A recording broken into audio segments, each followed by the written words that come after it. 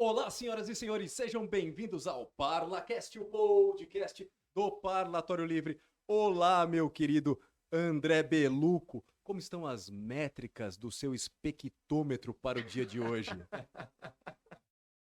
As métricas estão excelentes, meu amigo. Eu vou te dizer que a coleta de dados nesse podcast de hoje vai comer solta.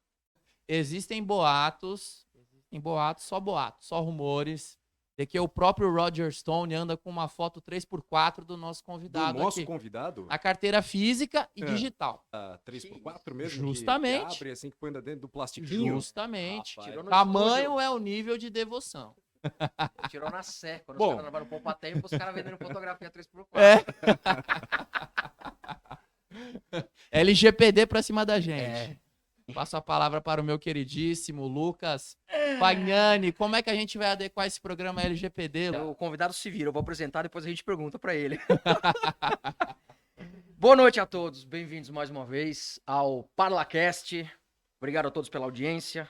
Eu não sei porquê, eu sinto que esse episódio vai ser muito divulgado, cara, como nunca foi. Mas enfim, vamos ver. Apresentar o nosso convidado de hoje, sem mais delongas. Ele é especialista em marketing político, com histórico de campanhas de eleitos como Luiz Felipe de Orleans e Bragança, o Príncipe, Deltan Dallagnol e o ex-ministro Ricardo Salles. Ele é o Roger Stone Tupiniquim, ele é Jefferson José de Oliveira, o Jeff Métricas. Bem-vindo, meu amigo. Obrigado, Lucas, Alfredo. Comentou do Poupa Tempo, pô, que bom seria, né? Sair do Poupa Tempo já com 50 votos na carteira, né? Seria legal. Ia ficar minerando dados e votos lá na frente do Poupa Tempo, né? Ai. Rapaz do céu, que beleza, hein, André? Que maravilha. Eu acho que hoje temos um assunto, ou assuntos, interessantíssimos aqui pra gente prolongar o nosso podcast aí por umas 35 horas. O que você acha? Ininterruptas, eu Ininterruptas. acrescento. Hoje talvez nós descobramos aqui por que a direita hoje no Brasil chora. Né? E quais foram os ofensores, vai ser interessante.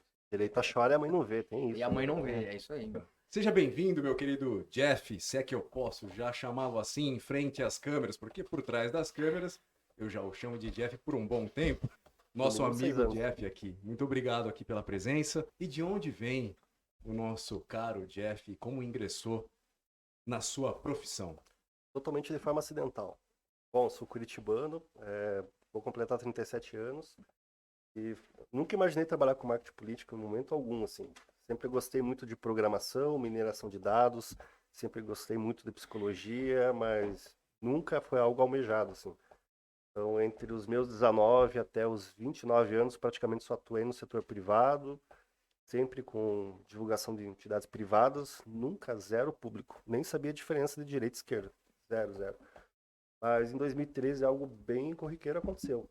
Eu vi muitos amigos quebrando com aquela crise do mandato da então presidente Dilma Rousseff. E com espírito de indignação, eu resolvi ir para Brasília acampar lá. Foi assim que conheci Você a foi Ah, obra. você foi em acampar? Brasília? Ah, meu, não sabia Contei. disso aí, cara. E foi bem no comecinho, nem existia Terça Livre, nada. Era todo mundo começando, assim. Conheci a Bia Kisses, ainda era procuradora do Distrito Federal. Que participou do ParlaCast, do Parlatório Livre, já, inclusive, nas mesas redondas, você exatamente. lembra, né? Tava o Lago dos Santos, enfim, conheci uma turma. Tinha gente do Brasil todo lá, foi muito antes do MBL, Kim Kataguiri, essa turma apareceu por lá. E lá montaram um acampamento, conheci as pessoas e fiquei aproximadamente uns 30, 40 dias lá. Me aventurei. Larguei tudo e fui para lá. E nesse processo me tornei um ativista. Comecei a entender um pouco melhor, comecei a estudar direita, esquerda, o que era conservadorismo, o que era progressismo e assim por diante. E continuei minha vida, trabalhando depois dessa aventura em frente. Mas eu tinha uma especialidade bem bacana, que era a mineração de dados. Na época, as plataformas elas não eram tão restritas com lei de proteção de dados como era hoje. Então era muito fácil você fazer mineração de dados, você coletar informações e desenhar arquétipos, né, para você identificar certos públicos e conseguir fazer campanhas bem específicas. É o que a gente chama de micro-target, né? Quando chega na pessoa, por exemplo, empreendedores que moram em São Paulo de 20 a 25 anos, que atuam no setor de tecnologia e gostam de programação PHP, por exemplo. Então, na época, era possível fazer esse nível de segmentação.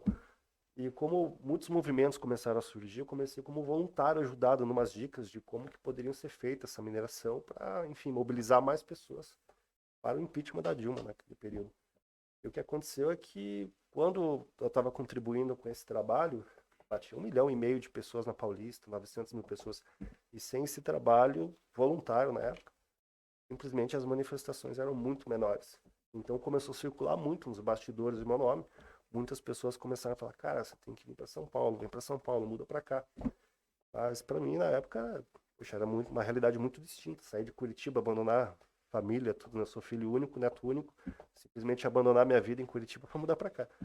Mas em 2005 para 2006, tomei coragem e vim com a coragem para São Paulo. Em 2016, trabalhei na primeira campanha. Era uma campanha fisiológica, não era uma campanha conservadora, nada do gênero. Mas simplesmente foi muito boa. Com 20 dias de trabalho, a campanha, a vereança aqui de São Paulo, teve muito êxito e aí começou, não parou mais. Aí depois de 2016, começou 2017 o novo a ganhar forma, muitos pré-candidatos. Aí que nós nos conhecemos, talvez, né, em 2017, já tem 6 anos aí, meu. Exatamente. Aí nesse processo, basicamente eu conheci o Caio Coppola, que na época não era o Caio que todo mundo conhece hoje, ele ainda era de bastidor, era um cara que fazia alguns vídeos, etc., mas ele não atuava, enfim, em nenhuma emissora, nada. E através disso eu fui conhecendo algumas candidaturas. Conheci o Caio, conheci o Matheus Bandeira no Rio Grande do Sul, o ex-presidente do Banrisul. Tive a oportunidade de fazer a campanha dele digital lá, sempre com gestão de tráfego, sem produzir conteúdo, só contribuindo com algumas análises de dados. E através do Matheus eu conheci o Vinícius Poit, Daniel José, Ricardo Milão, Thiago Mitrô, Romeu Zema, e não parou mais, assim.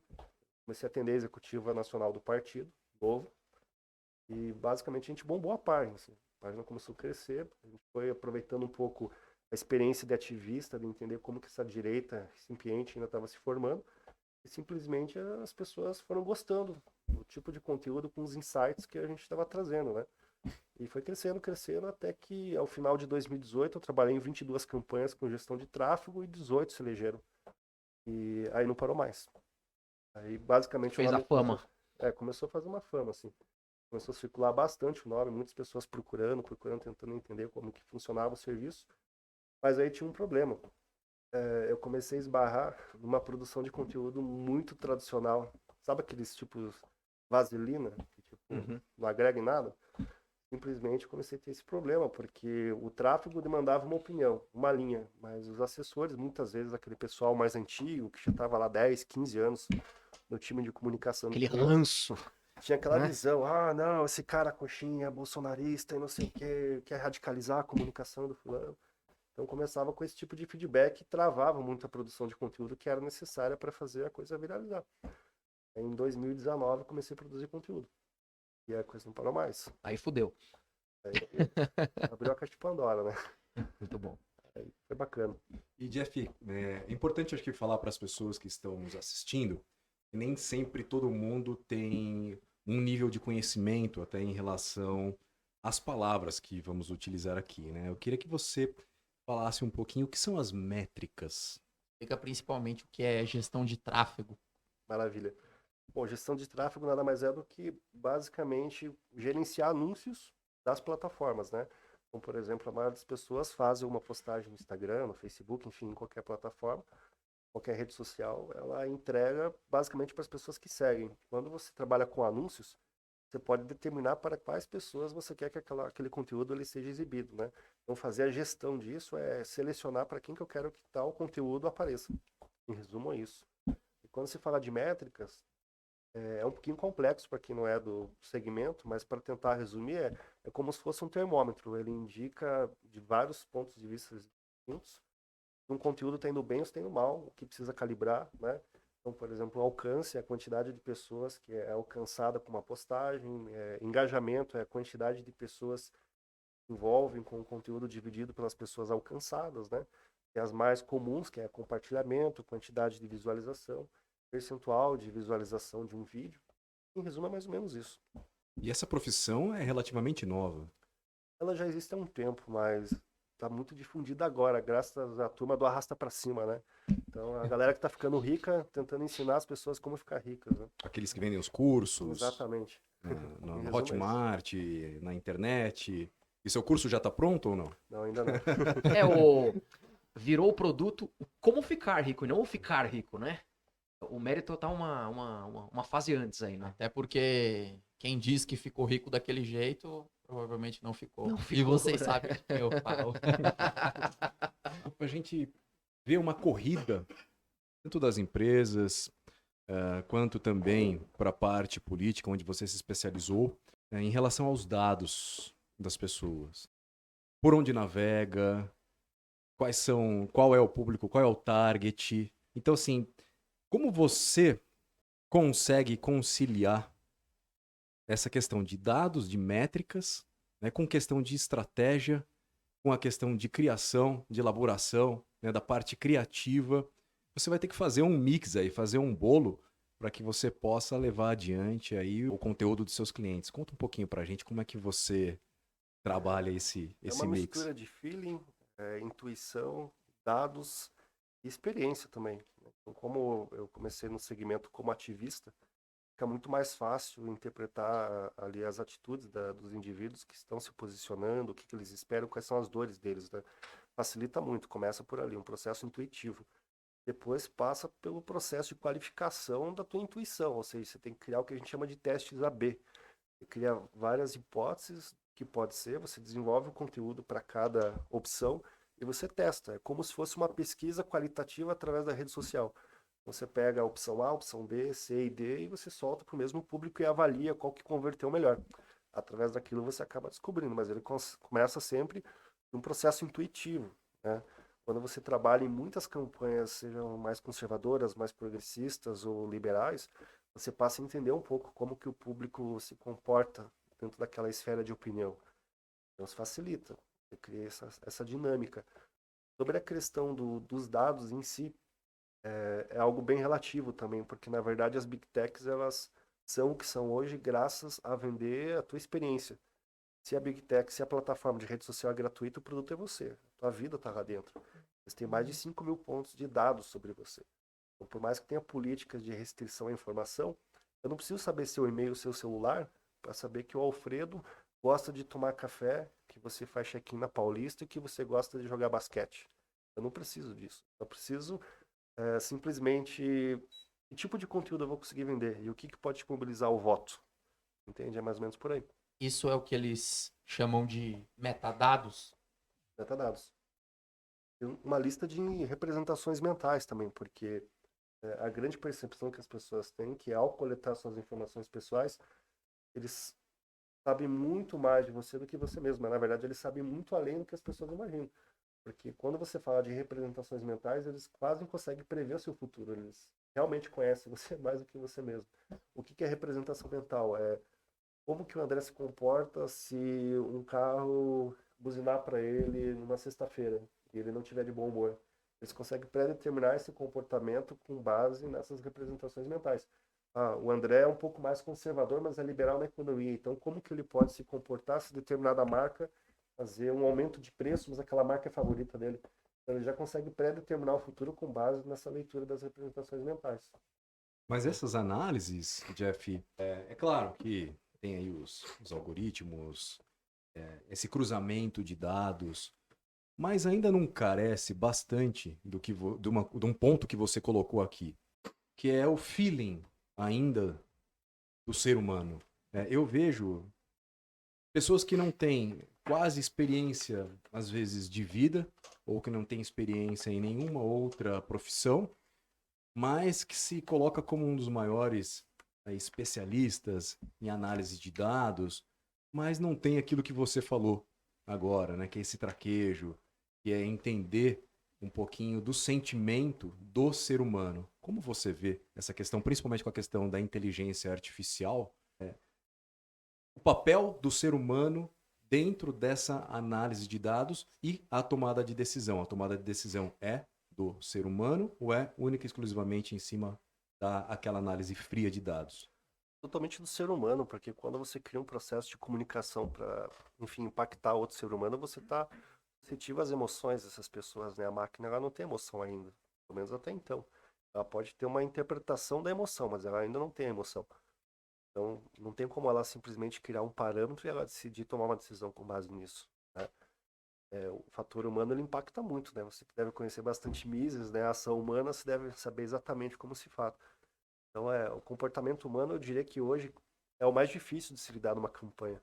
Você tem uma série de egos envolvidos, de percepções, né?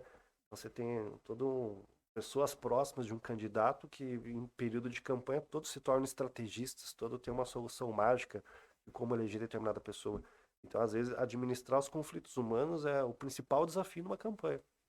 Interpretar os dados, saber o que pode mobilizar o voto, se torna até algo mais simples, em decorrência da administração dos conflitos humanos. Isso mais acaba difícil. sendo um termômetro? Esses dados são termômetros em relação ao seu feeling?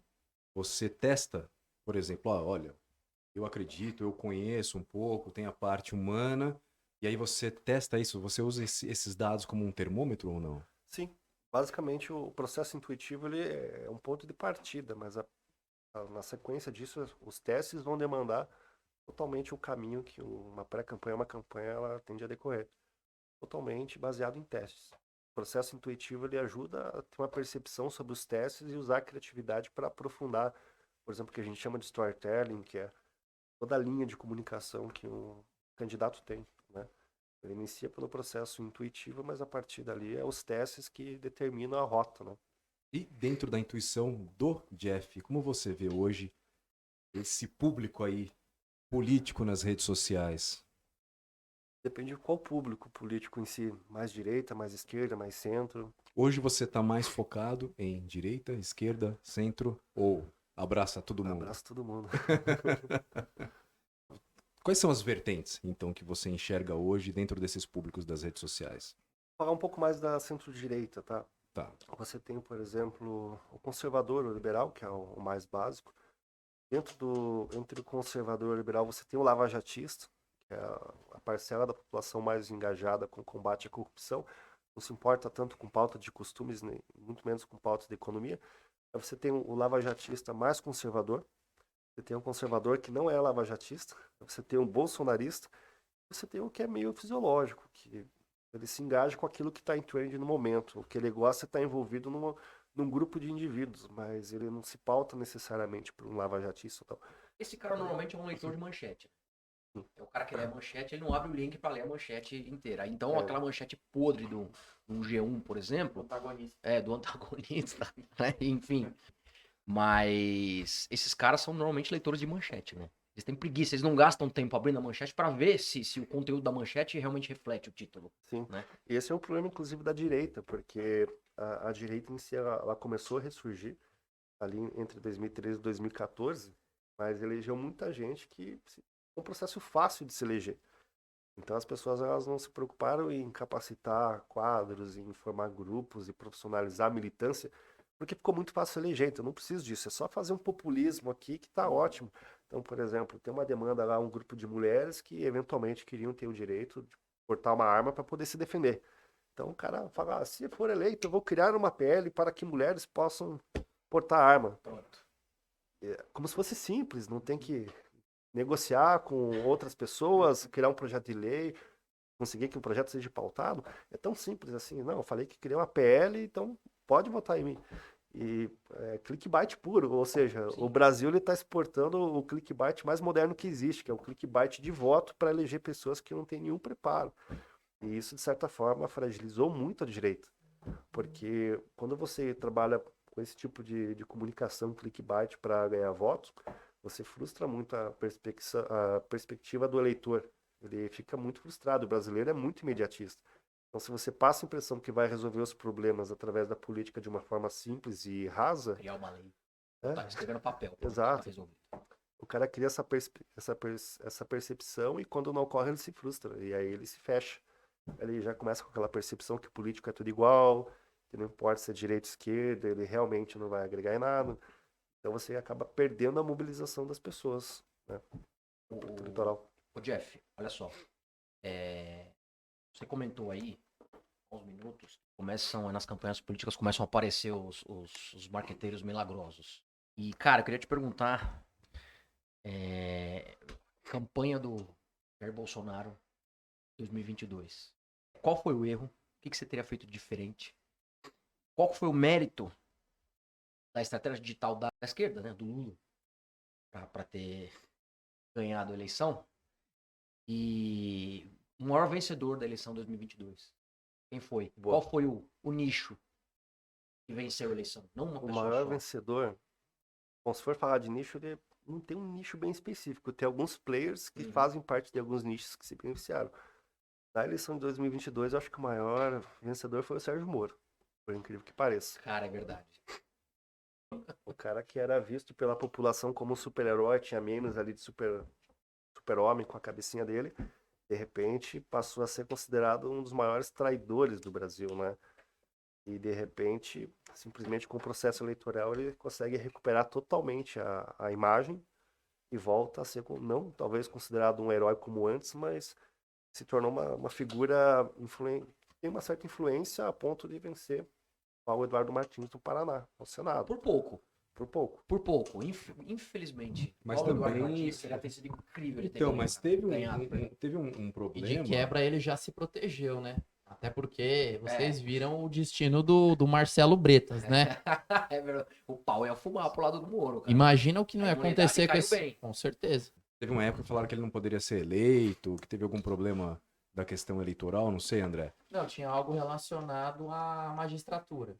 Não teve algo que apareceu assim na mídia que ele não poderia e aí muita Cara, gente não acabou lembro. Teve votando do Sérgio Moro, né? Primeiro foi o questionamento sobre o domicílio eleitoral, né? também. E depois até também... o Tarcísio em relação a isso também. Exato. E depois ele teve um outro problema também sobre o material gráfico, que parece que estava 1 centímetro a mais, Ah, o mas PT aí entrou com umas também, e tal, se não me engano. Então, assim, as campanhas do Paraná foram bem complexas. Eu acompanhei um pouco esse processo porque eu fiz a campanha do Deltan lá.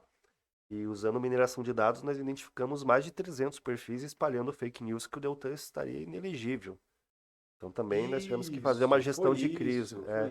Então nós fizemos um trabalho justamente para tirar, desmistificar essa percepção, porque a desinformação ela corre muito rápido, né? E muitas vezes a- as bases mais progressistas, etc., que chamam a direita de ter um perfil mais radical, muitas vezes eles espalham fake news pra caramba, assim.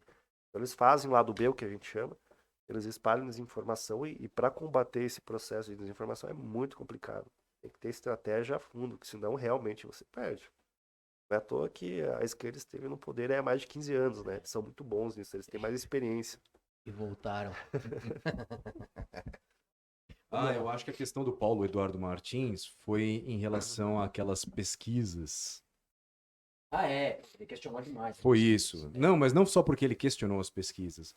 Porque nas pesquisas apontava uma coisa e na realidade era outra. Mas pesquisa então- eleitoral. Mas olha só. A pesquisa é intrínseca ao sistema, cara. Vai. Então, mas isso é interessante também, sistema Jeff. Existem essas pesquisas eleitorais, né, que usam, sei lá, quais são os critérios que são utilizados. E você que tem muitos clientes, e depois eu quero perguntar qual é a sua experiência dentro das campanhas e quantas campanhas você já fez. Mas não dá para ter um termômetro também dentro dessas métricas digitais em relação aos votos? Tá? Eu acredito que em alguns casos é até mais assertivo que pesquisa. Porque vamos entender, apesar de ter um modelo estatístico e os institutos eles terem se adaptado bastante, eu acho que eles não conseguem prever a mudança da fragmentação de opinião que a rede social possibilita. Você tem informação descentralizada muito rápido, né? A pesquisa, ela trabalha com o universo de 2.000 pessoas. Então, por exemplo, a pesquisa presidencial, foram ouvidos, sei lá, 5.000 pessoas. Como é que 5.000 pessoas ouvidas podem dizer o comportamento de, sei lá, 90 milhões de brasileiros? É muito difícil, né? Já a rede social, quando ela é utilizada como ferramenta de pesquisa qualitativa, ela te dá um feedback bem positivo se o teu discurso está agradando ou não. A rede social, ela analisa dados que as pessoas não têm a menor ideia de que estão revelando. E a verdade normalmente está aí, né? Ele se conecta com o que a gente chama de maioria calada, maioria silenciosa, né? Então, por exemplo, por que eu acho que a campanha do Jair Bolsonaro pecou um pouco? Eles acharam, assim, no meu ver, tá?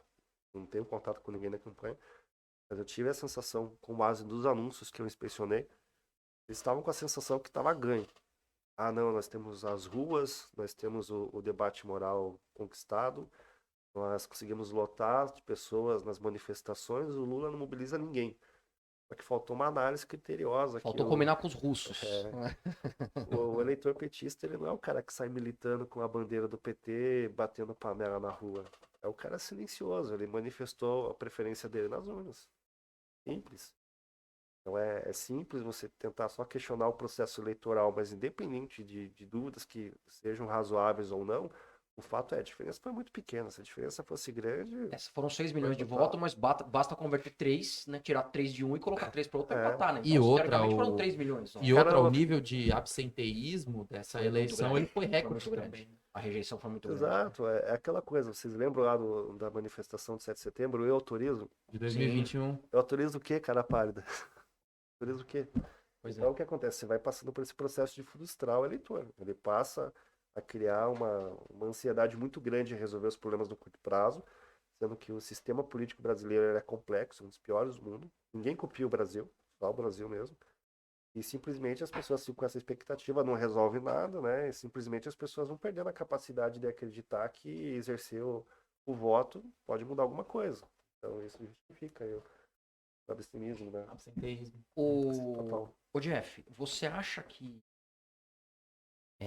a estratégia da campanha do Jair no ano passado alcançou muito convertido, mais convertido do que indeciso? É mais pra bolha.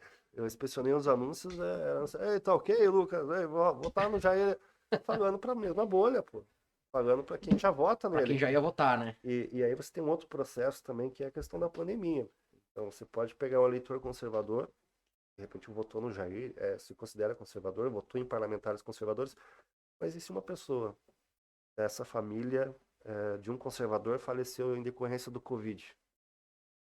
É natural do ser humano, quando acontece uma desgraça como essa, você achar que a culpa é do próximo. Não teve um tratamento de comunicação adequado com a dor dessas pessoas. Teve, independente de isso, aquilo, ser correto isso, aquilo.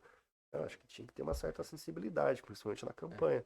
Eu também acho. Outro fator, assim, o Jair foi muito mal brifado pro debate. Na minha opinião, seria melhor não ter participado. Foi péssimo o Igual debate. 2018, Péssimo. né? Por outros motivos, enfim, ele estava debilitado de saúde. Exato. Eu acho que, de certa forma, assim, a percepção que se passou nos debates é que o Jair acreditou que só ficar questionando o fato do Lula ser ladrão resolveria alguma coisa.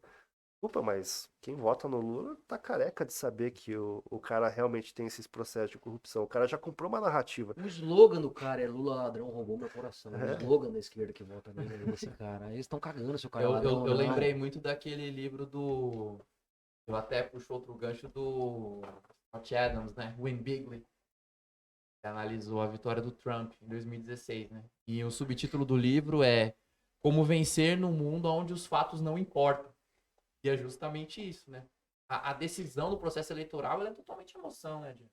Totalmente emoção. E sem falar que se você parar para fazer uma análise de dados em cima do eleitor petista, e muitas vezes você tem aquele grupo de pessoas que não votariam no Lula de forma alguma, mas queriam tirar o Bolsonaro. Então, entenderam que votar no Lula é a única forma de proteger a democracia tirando o Bolsonaro. E o eleitor petista raiz... Tipo o João Moedo. Desculpa, Jeff. Tranquilo. Não, mas o ponto é, o eleitor petista ele não quer verdade, ele quer mentiras suportáveis. É muito melhor uma mentira agradável do que uma verdade inconveniente. Exatamente. Né? Mas A a Renata verdade Barreto fala muito isso. A verdade chega Né? na bomba de gasolina, né? A Renata fala muito isso. Na A picanha, verdade na inconveniente ou a cervejinha. mentira agradável. Aliás, Renata Barreto, o que está esperando para vir participar do ParlaCast? Vou fazer um corte com essa minha fala aqui e mandar só pra você, só pra ver se você vem aqui Pode conversar deixar com que a eu gente. impulsiono depois. Ele impulsiona bastante. Ela Boa. tem muito seguidor, vai ter mais ainda. Vai passar no feed dela umas 10 vezes por dia. Ela vai ver sua mensagem, não se preocupe. Maravilha, que bom, que bom. Não preciso mandar no particular, né? Um beijo, Rê, brincadeira, mas está intimada a vir aqui conversar com a gente. Jeff, fala um pouquinho da sua experiência. Quantas campanhas você já trabalhou? Interessante saber aqui. A galera me chama um pouco de doido por esse sentido, que normalmente os estrategistas trabalham em uma, 2, 3 no máximo. Eu sempre gostei de trabalhar em muitas campanhas.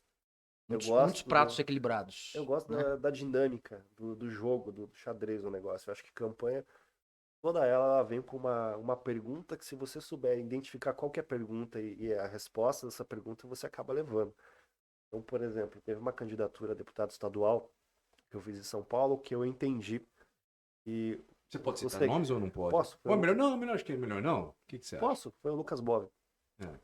Sensacional. Eu tive a percepção Muito bom, que o eleitorado que iria funcionar muito bem para ele no processo de construção e reputação seria o eleitor conservador que votou em candidatos do Novo, mas estava órfão. Tanto que foram mais de 130 mil votos e boa parte das pessoas que eu converso é, mas quem é esse Lucas Bota? As pessoas não sabem.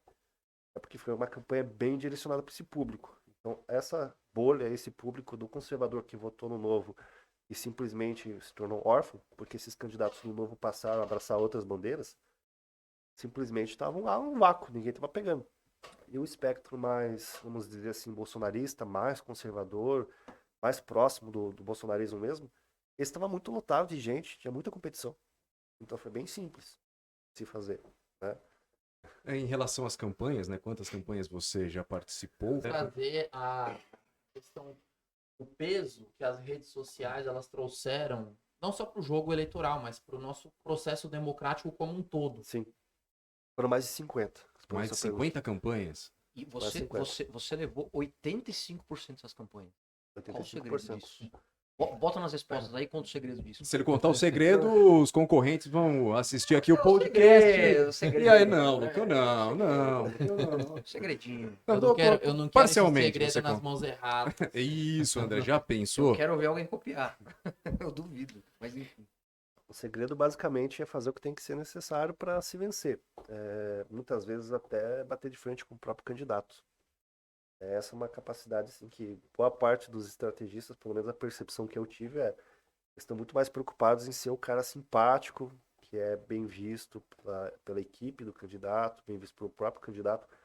Então, quando você deixa os dados te apontar o caminho, junto com o processo, a tua interpretação intuitiva e testes para validar, você tem um mapa. Então, se você tiver a capacidade de seguir o mapa, seguir a rota e conseguir orientar o cliente e o cliente topar, confiar a campanha dele pelo caminho que os dados estão indicando, é pouco provável que você não tenha êxito, sabe? Porque os dados eles demonstram se você está agradando, se você está agradando quem que é o concorrente, se o concorrente está avançando mais que o seu candidato ou não. Então o mapa está ali.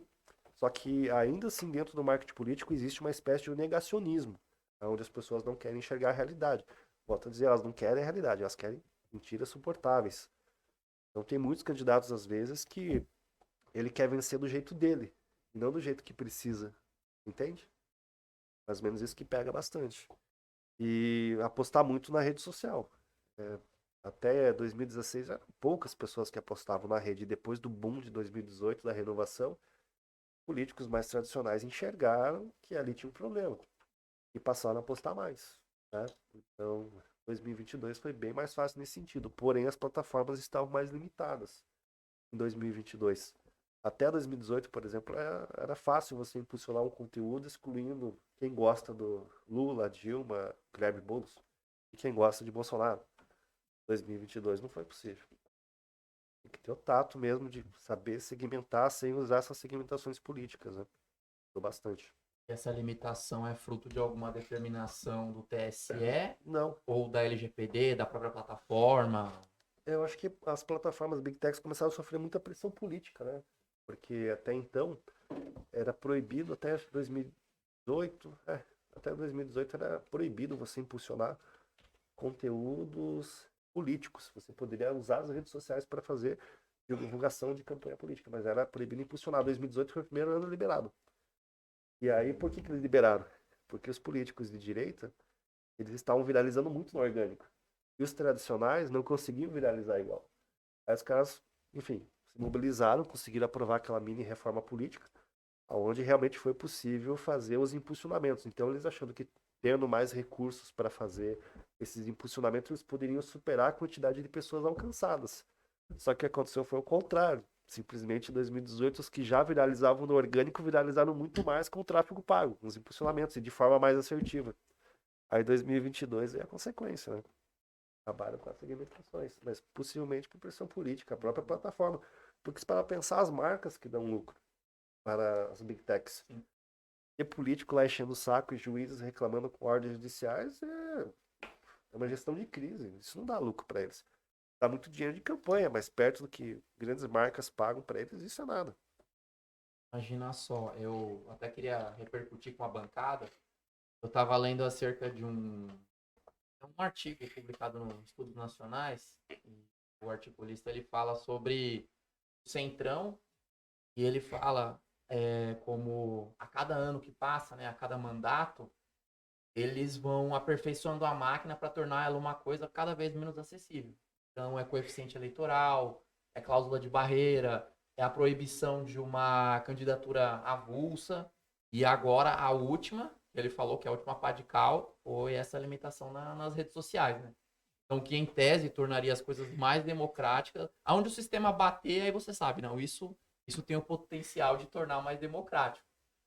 Então, eu enxergo dessa maneira. Eu queria perguntar para você se o cenário para as próximas eleições, né, até 24 e 26, se a direita pode criar algum ativo, se ela consegue contornar isso tudo, porque, assim, as redes sociais, bem ou mal, né, com todas as suas limitações, elas acabaram dando voz e vez para quem é da direita e etc. Eu queria saber se já existe algum caminho em mira. Só complementando a pergunta do André, acho que não só a questão da direita, eu acho que qualquer um que ouse confrontar a agenda, não vou chamar progressista porque essa é a palavra que eles gostam, essa agenda regressista, né, essa A agenda do sistema. A agenda do sistema. Estado. Qualquer um que ouse, não é só a direita. Quem ousar confrontar essa agenda cai dentro do que você falou, né? Então, bom, era isso que eu queria complementar na pergunta do meu caro André. Bom, basicamente é um tiro no pé. Quanto mais você tentar sufocar a voz, você vai criar uma panela de pressão e a informação descentralizada e distribuída é impossível você fazer isso. Vai acontecer que as pessoas vão encontrar outros meios, outros canais para trocar informações. Simples. Você não vai conseguir censurar total. A China, que é, entre aspas, uma censura lascada, os caras conseguem trocar ideia de boa.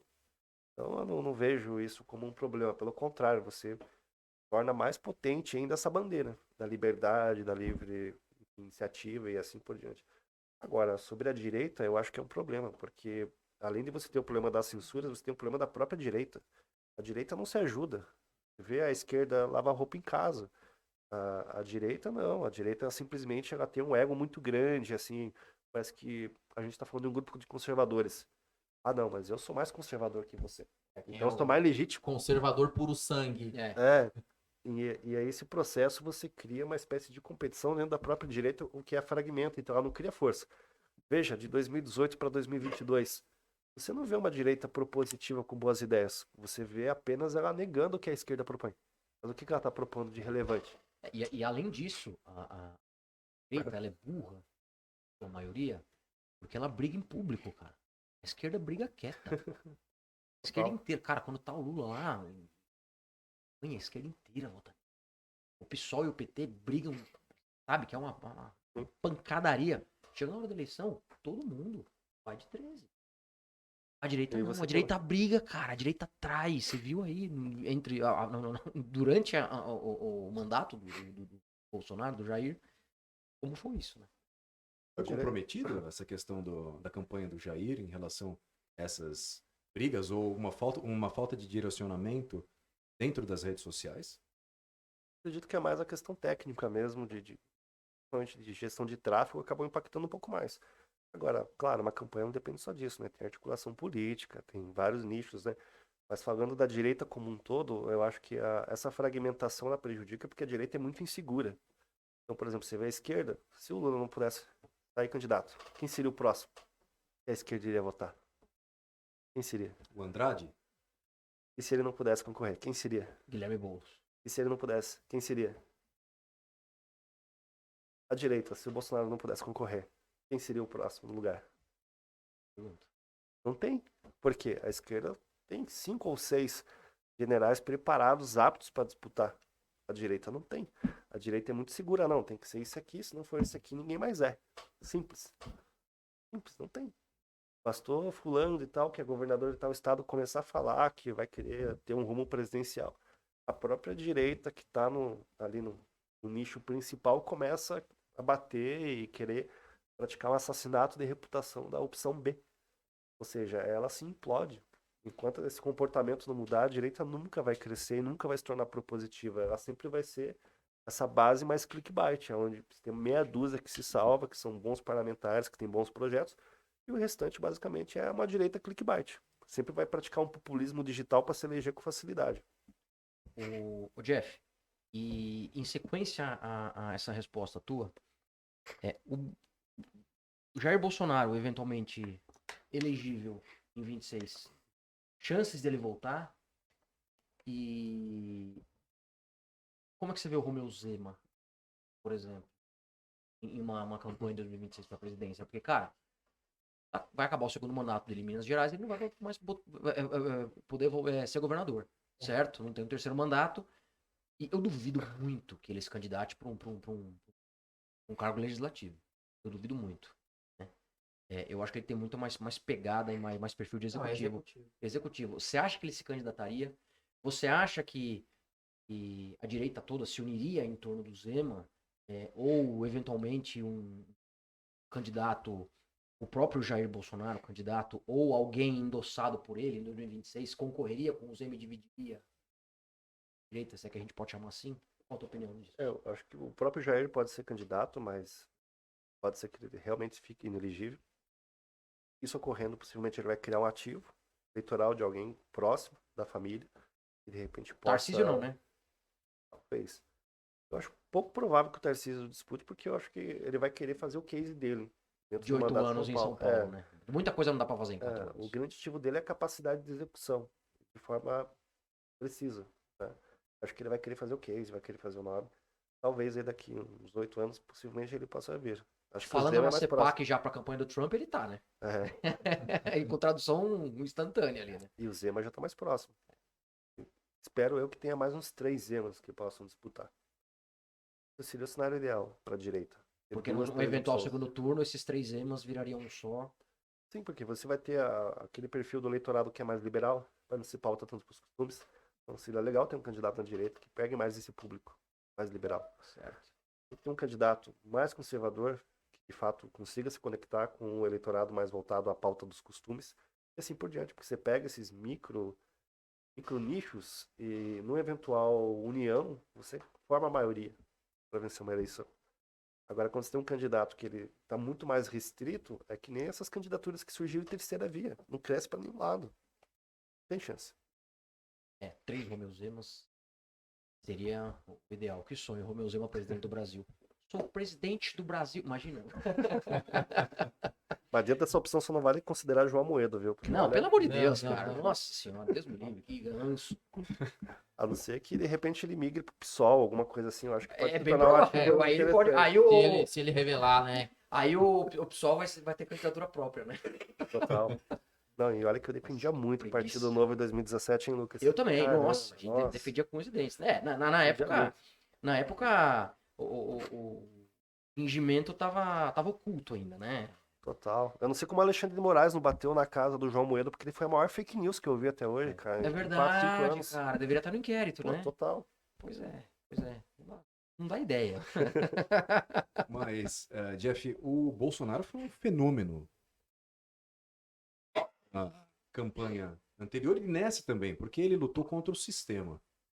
E na campanha anterior, não sei se procede realmente, mas o Carlos Bolsonaro é quem estava à frente dessa campanha, de toda essa parte estratégica de redes sociais e etc. Como você faz uma leitura, ou qual é a sua leitura dessa campanha da eleição do Bolsonaro e dessa última campanha do Bolsonaro? Houve alguma mudança, alguma estratégia dentro de redes sociais? Teve. Porque em 2018 você tinha um momento onde a primeira candidatura de direita à disposição com chances reais, né?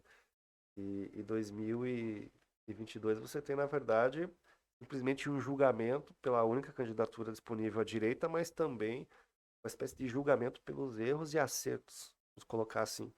Então, todo mundo que de repente tinha uma certa expectativa de com a eleição do Bolsonaro conseguir um espaço, conseguir aquela comum fatiação de ministérios, etc., que não conseguiu formar outros blocos para poder, enfim, fazer uma pressão política e fragmentou o voto. Não dividiu. Essa é a explicação mais plausível, assim, sendo possível. Dentro dessas leituras métricas que você tem à sua disposição, você sentiu que houve um enfraquecimento ou um crescimento do Bolsonaro nas redes sociais nessa última eleição? Em quantidade de engajamento cresceu, mas ao mesmo tempo fragmentou. A fragmentação é que dificultou muito, né? Não teve uma mensagem única. Eles não jogaram ao redor, eles focaram muito na bolha de quem já iria votar nele. Mas Teve isso, essa isso é um erro fragmentação. do estrategista de redes sociais dele. Talvez o gestor ou de não. tráfego ou da equipe, né? Porque normalmente uma campanha presencial ela é composta por várias pessoas, né? E normalmente quando um gestor de tráfego ele tem uma opinião muito forte, ele não costuma durar muito nessas campanhas. Poucos são mais atrevidos de pautar e falar, tá aqui os dados, é por aqui o caminho. Muitos só seguem o que são brifados ali, aperta o botão e dane-se. Estão ganhando deles e dane-se. A grande verdade é essa, assim, poucos são meio suicidas a ponto de colocar em risco ali o trabalho, o job que foram contratados, né? Mas o que ficou mais visível foi isso, assim, boa parte do recurso de impulsionamento foi direcionado para aquelas pessoas que já iriam votar neles.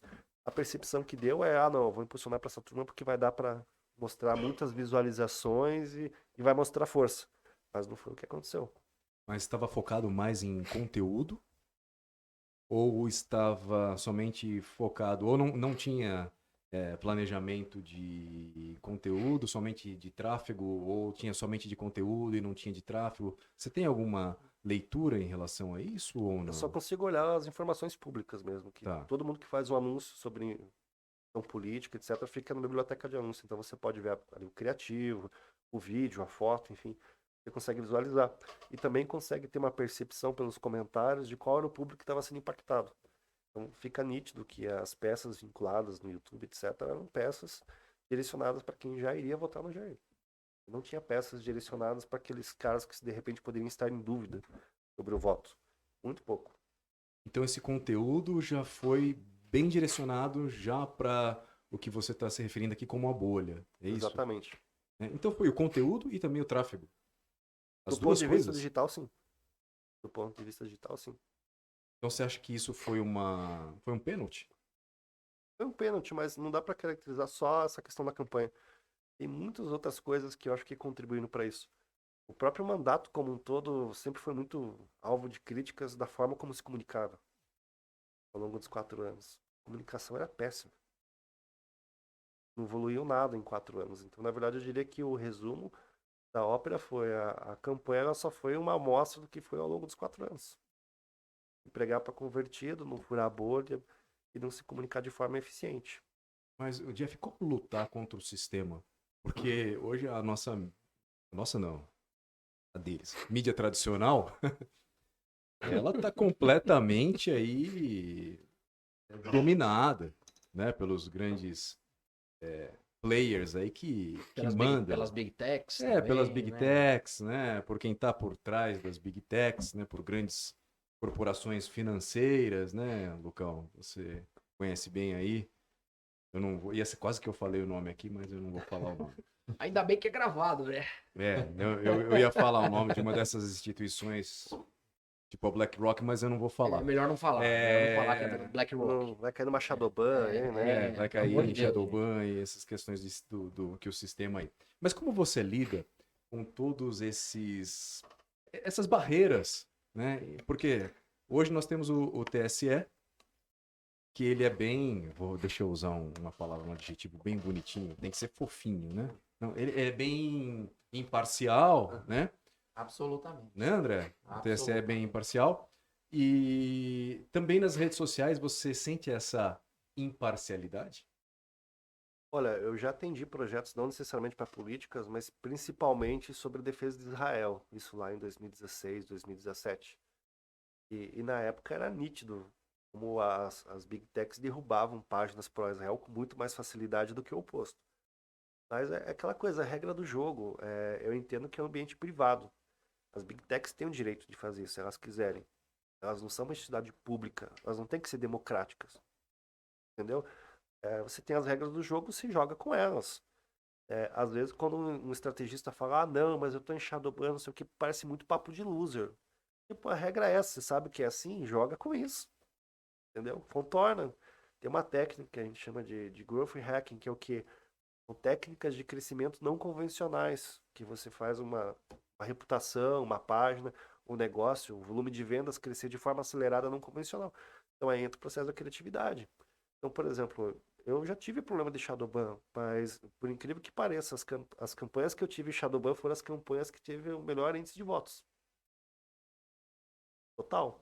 Paulo Cogos, por exemplo, R$ 20.000 de investimento em tráfego, um investimento muito pequeno para uma campanha de deputado estadual. Com 30 e cacetada mil Com votos. perfil de Instagram em Shadowban. 33 mil Canal no votos. YouTube também, né? Teve muito político tradicional que gastou mais de 2 milhas aí e não teve 10 mil votos. Quanto? 2 milhas. Nossa, eu queria muito saber quem são. Uau, não precisa. Queria muito saber. Não Um dia eu vou precisa. saber. Deixa eu... Ou depois, na hora que desligarem as câmeras. Portal talvez, de transparência. Né? Olha aí, Pois olha a é, dica, olha a olha a dica, olha a dica, dica. Olha hein, você meu? que está nos assistindo. Entre lá no portal da transparência. Pô, Jeff, essas são as armas que vocês lançam mão, né? Pra tentar vencer o jogo.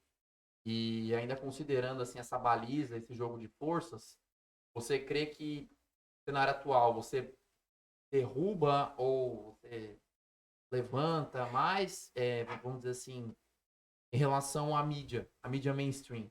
Você crê que as redes sociais elas têm um poder superior à mídia mainstream ou não? Ou isso só vale mais assim por causa de Sudeste, de Centro-Oeste, de regiões mais desenvolvidas, ou se for Brasil, aquela coisa mais antiga de rádio, de TV?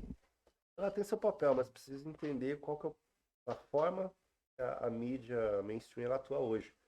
Ela tem mais um poder de validação. Tipo, o cara saiu na Globo é importante. Opa. Você entende? Ela tem mais a forma de validação, mas ela não impacta tanto em termos de comunicação como as redes sociais hoje. Porque as redes sociais ela falam com tipos específicos de pessoas a nível individual. A rádio, a TV, são veículos de massa. Elas falam de forma abrangente. Então o poder de convencimento é muito menor, né, do processo eleitoral. Mas ela ainda exerce esse processo de validação. Poxa, apareceu na Globo, etc. É um jornal de grande escala, né? Ô, Jeff, você já deu uma pincelada sobre esse assunto, mas eu acho que essa pergunta não está 100% respondida. Final de 2020, Donald Trump perdeu as eleições. Perdeu também, essa daí foi escancarada, mas... o que a derrota do Trump nos Estados Unidos intrinsecamente ensinou à direita, né? Não foi no amor, foi na dor, né? Na derrota, mas o que essa derrota do Trump ensinou para a direita que a direita brasileira não aprendeu, né? E o Trump provavelmente vai ser o candidato, né? Em 2024, ano que vem. Quero saber essa primeira pergunta. E a segunda é, você acha que ele tem chances? Se sim, são grandes, pequenas? Qual que é o teu palpite? Sem compromisso. Sem compromisso. Ele tem chance. Inclusive eu fiz um post sobre isso. Só que eu volto a dizer, que a direita brasileira não aprendeu com a americana foi isso, né? Basicamente lá eles têm um processo de prévias. Qual partido hoje de direita que faz prévia hoje? A esquerda faz prévia, a direita não faz. E as prévias dos partidos são verdadeiras. Né? Exato. Ali não tem me engana que eu gosto. Ali os caras têm que saber a verdade. Exato. Então eu diria que ou será o Trump ou... O da Flórida, DeSantis. DeSantis. Eu gosto dele, hein? Mas ele é um cara muito novo ainda, né? É, eu acho que ainda que não seja nessa, ele tem muita margem, room to grow, né? Muita margem para crescer para as próximas. Ele tem tem uma excelente possibilidade de ele ser o substituto do Trump, caso o Trump venha vencer. Porque, cara, o Biden está senil. Cara, outro dia eu vi eu não lembro que Instagram que foi. Eu vi um Reels que era uma sequência de vídeos do Biden completamente perdido, cara. Mas aquilo, o cara é um meme ambulante. E eles deixam vários post-its, né? Em qualquer lugar que ele vá, que ele for gravar, para ele olhar e se lembrar das pautas, até com ordem, tipo assim, vira a cadeira, ajeita a gravata. Mas teve uma vez ele cumprimentou uma pessoa que não estava ali, pelo menos visível para nós. Talvez ele estivesse enxergando. Pois mas é, para né? nós não estava visível. Talvez esteja indo já, né? E ele cumprimentou, ele foi ali cumprimentar, dar a mão. Aí ele faz assim, né? Olha para um lado. Cara, é patético. Eu não sei se tem o rádio. Faz o download ali de repente, né? Exatamente. Né? Agora, quem que tá dilmando mais? Eu só não pego tanto no pé do Biden porque nós tivemos a Dilma, né? Então, É. poxa, não Então, mas estamos com quem legitimidade tá para falar. dilmando mais? O Lula ou o Biden, cara? Porque, cara, é uma dilmada atrás da outra de cada um, bicho. Vai ser Aliás, eu coletânea. Dilma sempre deixou um legado incrível, né? Foram as grandes cagadas econômicas, foram as maiores, mas o verbo Dilmar, né? O verbo Dilmar. Como que é o verbo Dilmar? O verbo Dilmar é, cara, você falou uma grande bobagem, você conseguiu concluir uma frase, se atrapalhou completamente numa frase simples, num raciocínio que pelo menos deveria ser simples para qualquer um da massa trêmula, o cara não conseguiu concluir, ou seja, o cara está dilmando. Quem dilma mais, o Biden ou o Lula, cara? Porque cada um, outro dia, como é que o Lula falou? Foi ontem ou anteontem que ele falou que esse pessoal, esse povo da terceira idade tem que tirar a bunda do sofá e andar a pé. Justificar o aumento da gasolina. Justificando o aumento do preço da Combustível, gasolina, cara. né? Combustível, eu me conformo, cara. Nossa senhora, ele tá muito mal assessorado. Ele Ou fala não que está sendo algumas assessorado. pessoas passam fome porque outras comem demais. viu? Pronto. Aí veio o Flávio Dino, pesando Isso. 188 quilos. Né? O ministro dele tá comendo demais, né, também. Então, Pois é. Ô Jeff, Começa nessa no questão de ter toda essa leitura que você tem, como você interpreta as tias do Zap?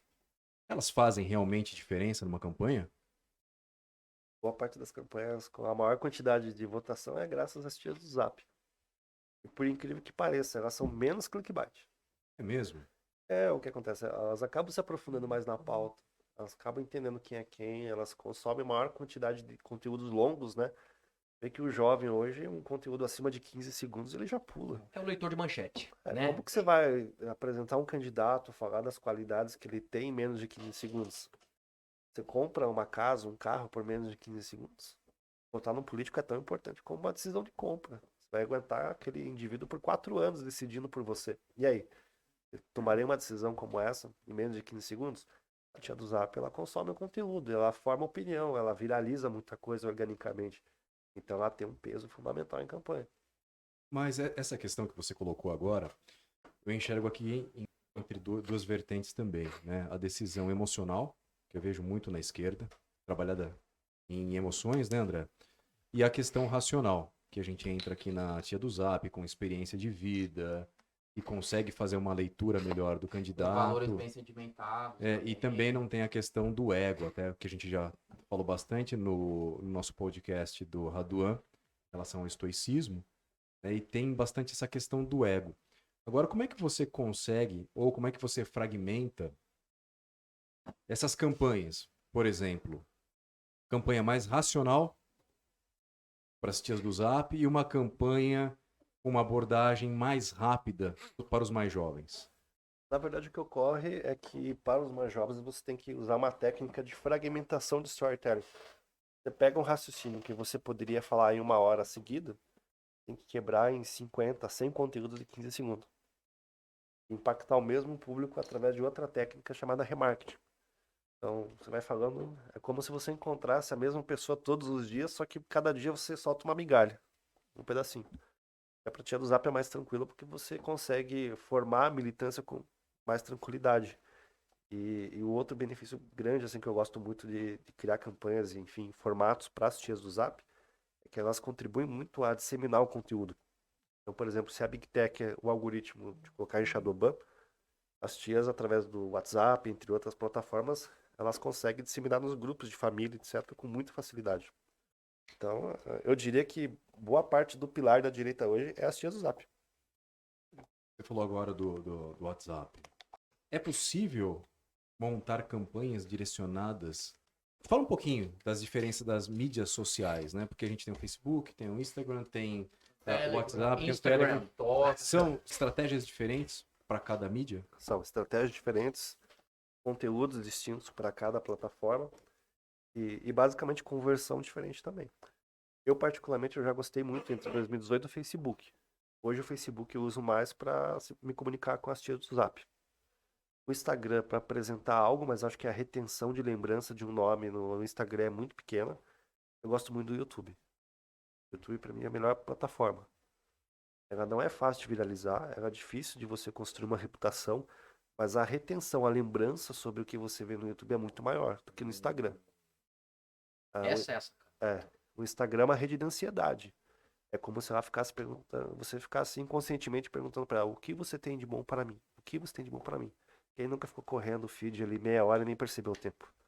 No YouTube, você passa meia hora sem saber o que você tá vendo, né? O YouTube, ele é um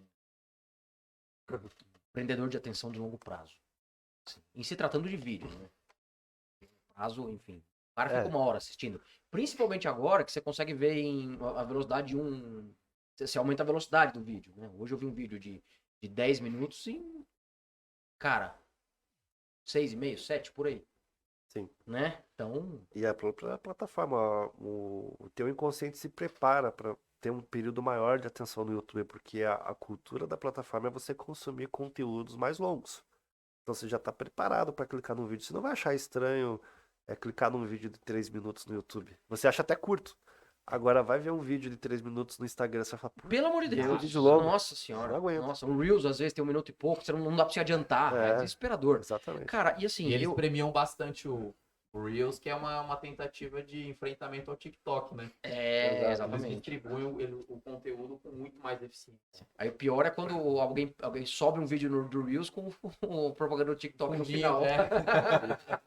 Fodeu. É que o TikTok, ele faz isso também. O TikTok, pelo que eu ouvi dizer, ele tem uma entrega que é uma coisa absurda. Assim, né? Ele tem uma entrega muito similar ao Facebook lá em 2017. Nossa. Onde organicamente você alcançava ali 12, 15% de pessoas. Era maravilhoso. Adorava fazer campanha em 2017. Ô, Jeff, muito bom. você fala que você gosta muito, sempre se interessou muito, estudou psicologia.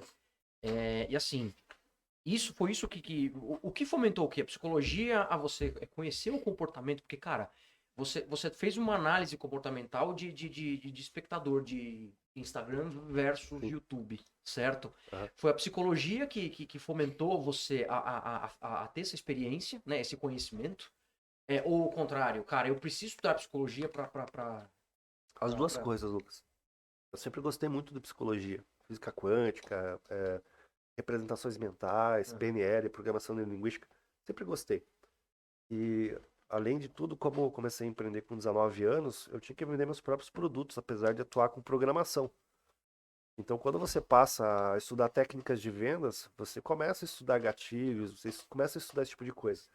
Nas campanhas, parece que conectou os pontos, né? Que nem o Steve Jobs fala, né? Que você não consegue conectar os pontos sem olhar para trás, assim. Então, todas as experiências de vida que eu tive empreendendo, todos os interesses que eu tive meio que se conectaram no marketing político. E fez todo sentido. Então, dentro das campanhas eu só me aprofundei mais, mas a base eu já tinha com muita profundidade. Ajudou muito entender o básico de psicologia. O Roger Stone, né? Que é o seu pseudônimo aqui no Brasil. O Roger Stone é o Jeff old school, né? Sem tecnologia ainda, né? Só aqui no megafone falando mal da Hillary Clinton. Da Hillary Clinton líder comunitário. Exatamente, né? Em 2016. Ele conhecia muito psicologia. O cara, ele lia um livro a cada 15, 20. O cara era um monstro, né? Por isso que o Trump foi eleito. E acho que ele não fez a campanha do Trump em 2019, né? Não, 2020, aliás, perdão. Não fez. Né? Boatos que o Trump não ganhou porque não estava com ele. Cara, eu não duvido, cara. O Roger Stone é um monstro. Tem um documentário dele, não sei se tá na Netflix ainda. Documentário do Roger ele Stone. É original Netflix. Cara, é verdade. Stone. É verdade. Como é que é? Get Me Roger Stone. Get Me Roger Stone. Cara, eu vi esse documentário faz muito tempo já. É sensacional, pra você entender. O lixo eleitoral que esses caras têm que lidar. Nossa, é sensacional. É uma experiência incrível. Um documentário de 1h10, 1h30, alguma coisa assim. É curtinho. Né? A melhor frase que eu gosto do Roger Stone é que a imprensa, por dinheiro, é capaz de fazer qualquer coisa, até falar a verdade. Até falar a verdade. Muito bom. Até falar a verdade. E nessa frase, as pessoas falam, né? Nossa, que absurdo a imprensa mentindo. A imprensa mainstream, o objetivo dela é mentir. E se você não sabia disso, você acreditou na mentira dela. Né? A mídia mainstream, as pessoas acham que a mídia mainstream serve para informar. Pelo contrário, a mídia mainstream serve para desinformar. A mídia mainstream é intrínseca ao sistema. É estratégia de Gramsci. Gramsci, né? Que é italiano, né? Os caras ficam... Não, você tá errado, Lucão. Você tá errado. Tem um amigo meu, esquerdista, que falou, olha, eu não estou sendo manipulado. Eu assisto a Rede Globo e eles falaram que eu não estou sendo Eles manipulado. falaram, pois é. Então, eu acho isso que aí. você tem que rever os seus conceitos. Eu tenho que rever, É. rever. né? Mas foi um raciocínio que eu tive com a vitória do Biden. Quando eu vi lá, acho que é a Pete Carey, né? Ali na posse, ela cantando com aquele show, todos eles de máscara ali, pandemia, naquele período e tal. Nossa, que terrível aquela Foi visão terrível, do inferno. mas foi um ponto que eu pensei assim, meu, não dá pra gente ter um papo de tipo de loser, do tipo, os caras são filha da mãe e tal. Pelo contrário, meu, não importa como eles ganharam. Ganharam, pô. Ganharam. Guerra. Manipularam, fizeram não sei o quê. Guerra. Dane-se. Briga de rua, dedo Venceram. no olho, vale pra ganhar. é isso aí. Venceram. Em vez da direita parada e ficar se justificando, ela tem que começar a desenvolver técnicas também. Então, por exemplo, quando você lê Gramsci, você fala, pô, o cara era filha da mãe e tal? Era, mas era um puta cara. Era genial. Imagina que o cara criou uma teoria que hoje a esquerda tupiniquim brasileira replica a técnica do cara e com eficiência ganha da direita. Gênio do mal, né? Gênio do mal. Então, claro, do mal, claro. gênio Gênio do do mal. mal. Gênio do mal. Exato. Mas, ô Jeff, qual que é a maior dificuldade para gerar engajamento? As pessoas não querem a verdade, elas querem mentiras Mentiras suportáveis. agradáveis, né? Então a política hoje ela não tá muito em você ser farol. Você dá uma orientação para as pessoas e explicar o caminho para elas. Na verdade, muitas vezes você tem que se comportar falando aquilo que elas já têm expectativa de ouvir. Elas só querem reforçar muitas vezes as próprias crenças. Elas não querem adquirir conhecimento, se aprofundar e desenvolver novas crenças, né? Confirmation bias. Exatamente. Então esse é o maior desafio. Então, para ter uma campanha ética, você tem que puxar como gatilho aquele reforço do sistema de crenças já existente na psique desse eleitor e trazer gradativamente para aquela realidade, para aquela pauta propositiva que você quer. Se você for propositivo demais, também você não engaja. Vira aquele tipo de conteúdo que não cobre ninguém, você entende? Tipo, tá lá, você vai perceber, tá com 5 likes, sabe? É mais ou menos isso. Esse é o grande desafio. Você crê numa. Se a campanha for executada da maneira correta, você crê que esse público mais à esquerda ou mais progressista, eles possam ser convertidos ou. Não. Talvez Não. ficarem mais irritados. É. Porque a verdade é esfregada na cara, muitas vezes. Né? Às vezes irritar esse público é bacana. É bacana. Nossa, maravilhoso. Lava a alma. Eu já impulsionei, É muito bom. eu já impulsionei conteúdo pra direita e pra esquerda pra ver o circo pegar fogo. Porque a direita, muitas vezes, ela tem um panorama que é mais ou menos assim. Se o Lucas tá apanhando de petista, ele tá com a razão. Então, Pois pra é. alavancar a reputação é ótimo. É tipo aquelas frases que igual dinheiro não sou e contra. Né? Exato. É mais ou menos o mesmo arcabouço de O ideia. Aí, né? papelzinho da Exatamente. fazer oposição, né? Eu não penso que a esquerda é diferente, a esquerda também faz isso. Na verdade, eles fazem com muito mais eficiência, a gente tá aprendendo Muito agora. mais, a gente precisa aprender. Cara, acho que é o quarto ou quinto episódio que eu digo isso. A esquerda tá 50, 60 anos aí. Né? Trabalho de formiguinha. Assim, A gente acabou de chegar. Os caras achavam que uma intervenção militar ia. Estamos eu salvos. já trabalhei em campanha progressista e campanha de esquerda. E um dos meus melhores clientes até hoje era um cara de esquerda. Melhor em que sentido? Mais tranquilo de se trabalhar. O cara ouvia muito mais os conselhos, não questionava tanto os dados. Era muito mais Tinha um ego profissional. mais equilibrado do É, que. exato. Não perturbava muito nesse sentido de fazer tanto questionamento e querer ir contra a realidade dos fatos, dos dados. A direita ela tem muito disso ainda. Ah, não, mas o meu eleitorado é assim. Muitas vezes o candidato ele também olha dentro da própria bolha. E para vencer ele precisa ter uma bolha um pouco maior. Pra direita, inimigo é inimigo. Né? Tá. Agora, a regra deveria ser: o inimigo do meu inimigo é meu amigo. Churchill se aliou a Stalin na Segunda Guerra pra derrotar o Hitler e eu não vou me aliar a um cara que eu penso 60% igual, pelo amor de Deus. E detalhe, a esquerda ela é bem fragmentada, porque apesar dela ser mais profissional em algum aspecto, você vê que a esquerda mais raiz ela é muito crítica da pauta identitária. A esquerda acha que a causa operária, a causa trabalhadora perdeu total referência em Perdeu. relação à pauta identitária. Basta ver basicamente os posts do PCO. Vai dizer que você não concordou com nenhum. Os posts do PCO, Com meu todos, Deus, confessa, Lucas. eu tô, não, nem todos, mas muitos posts Antes do ali, programa eu vi que ele seguiu o PCO, por isso que eu falei isso. sim, claro. eu sigo, claro que eu sigo, o direitista tem um dever moral de seguir Olha o a PCO. sua análise dos dados, pessoal. Mas cara, o PCO diz muita Análise verdade ali. simples. Você votaria no candidato do PCO ou no João Moedo? Cara, eu acho que eu iria para os Estados Unidos. Curtir minhas férias, provavelmente. Na Flórida.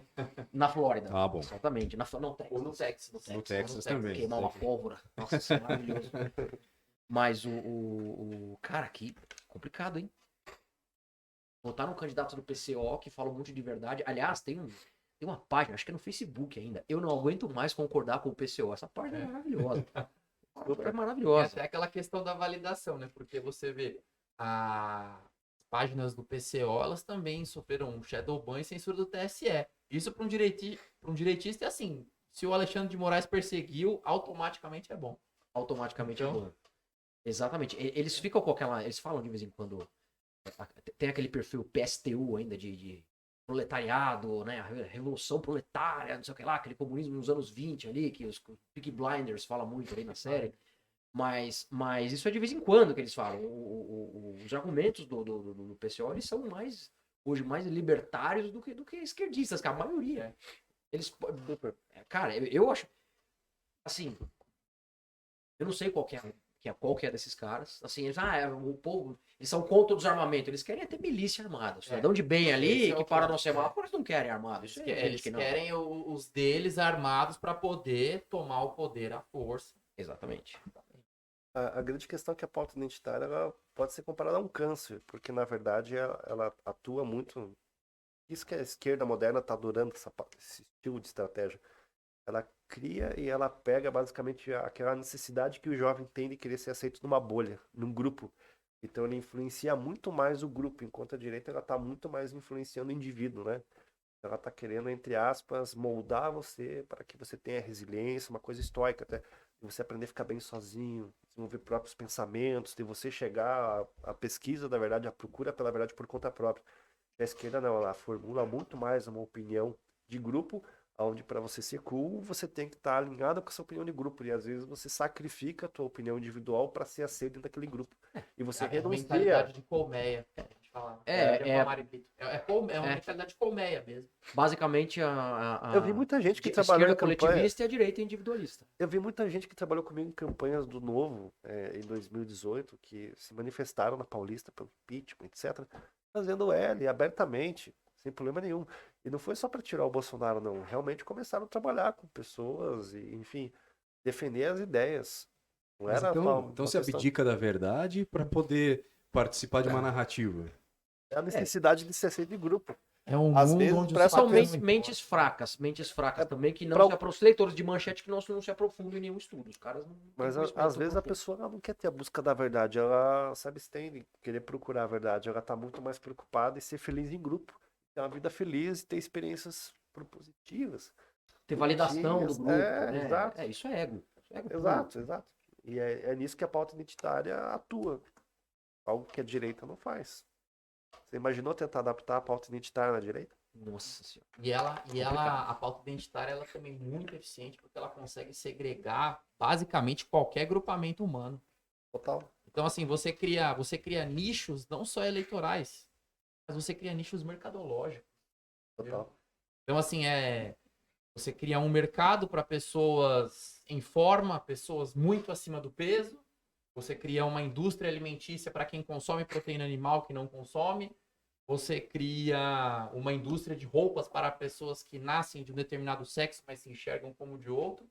Isso é maravilhoso, até em nível de marketing também, Sim. né? Você cria público e Fa- você cria Falando em necessidade. marketing, você já ouviu falar que quase 90% das agências de marketing, o pessoal que trabalha lá dentro é de esquerda? Sim, Já. eu não só ouço falar, eu sou publicitário, tenho meu MBA em Escória! marketing também. Mas sabe por que isso acontece? E assim, eu sou já excluído da turma da faculdade, já tive até que sair do grupo, né? Porque 99% é de esquerda e 1% não segue, não faz parte do grupo, né? E por que esse comportamento ele é predominante em agências? Porque para quem trabalha, vamos falar o português claro, querendo ou não, o marketing em si, muitas vezes a técnica de storytelling nada mais é do que influenciar pessoas a desenvolver o caminho que você deseja. A pauta identitária é uma excelente ferramenta, por isso que boa parte das agências está nessa pauta. Porque é muito fácil influenciar pessoas através da pauta identitária. É muito fácil. Você assiste lá um seriado, por exemplo, Mad Men, Eu lá, ia falar disso agora. Você assiste lá, você vê como que era as campanhas publicitárias raiz mesmo, velha guarda, onde você desenvolvia os arquétipos, etc. Agora, como é que você vai combater com a pauta identitária?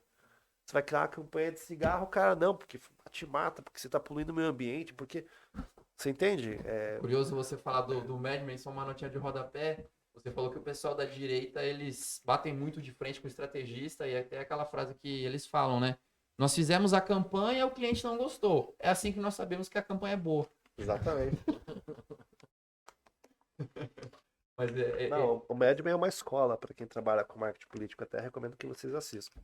Porque Qual é o nome? Eu não... Mad Mad Men. Men. Mad Men. É Onde tá? Mad, pode ser louco ou de Madison Avenue. Ah, tá. É uma agência de publicidade em Nova York, né, na Madison Avenue, finalzinho dos anos 60, ali naquele limiar. É uma série, é o mesmo showrunner de Família Soprano, Matthew Weiner, e assim, é uma série muito madura, ela é muito adulta, ela traz até um estilo de vida meio que subversivo, assim. Eu ainda acho que daqui a alguns anos eles vão meio que cancelar a série, porque Não Tá vai onde? demorar muito. Netflix? eu acho Tá em algum- se Já não- esteve, acho que se- agora não tá mais. HBO Max. Ah, tá. Eu Tá no tenho HBO também. Na Max, Prime também, na Amazon. Mas Também vale tem, muito a pena, vale. enfim. Desculpa. Mas um dos melhores ensinamentos da série, para resumir, tem muitos Muito, legais, muito. assim, mas um que eu gosto muito é o cliente burro não muda, ele emburrece você. E assim, nessas campanhas já aconteceu de eu demitir cliente várias vezes. Porque quando você começa a fazer campanha, não é pelo dinheiro, porque vamos falar a verdade, a direita paga mal pra caramba. Entendeu?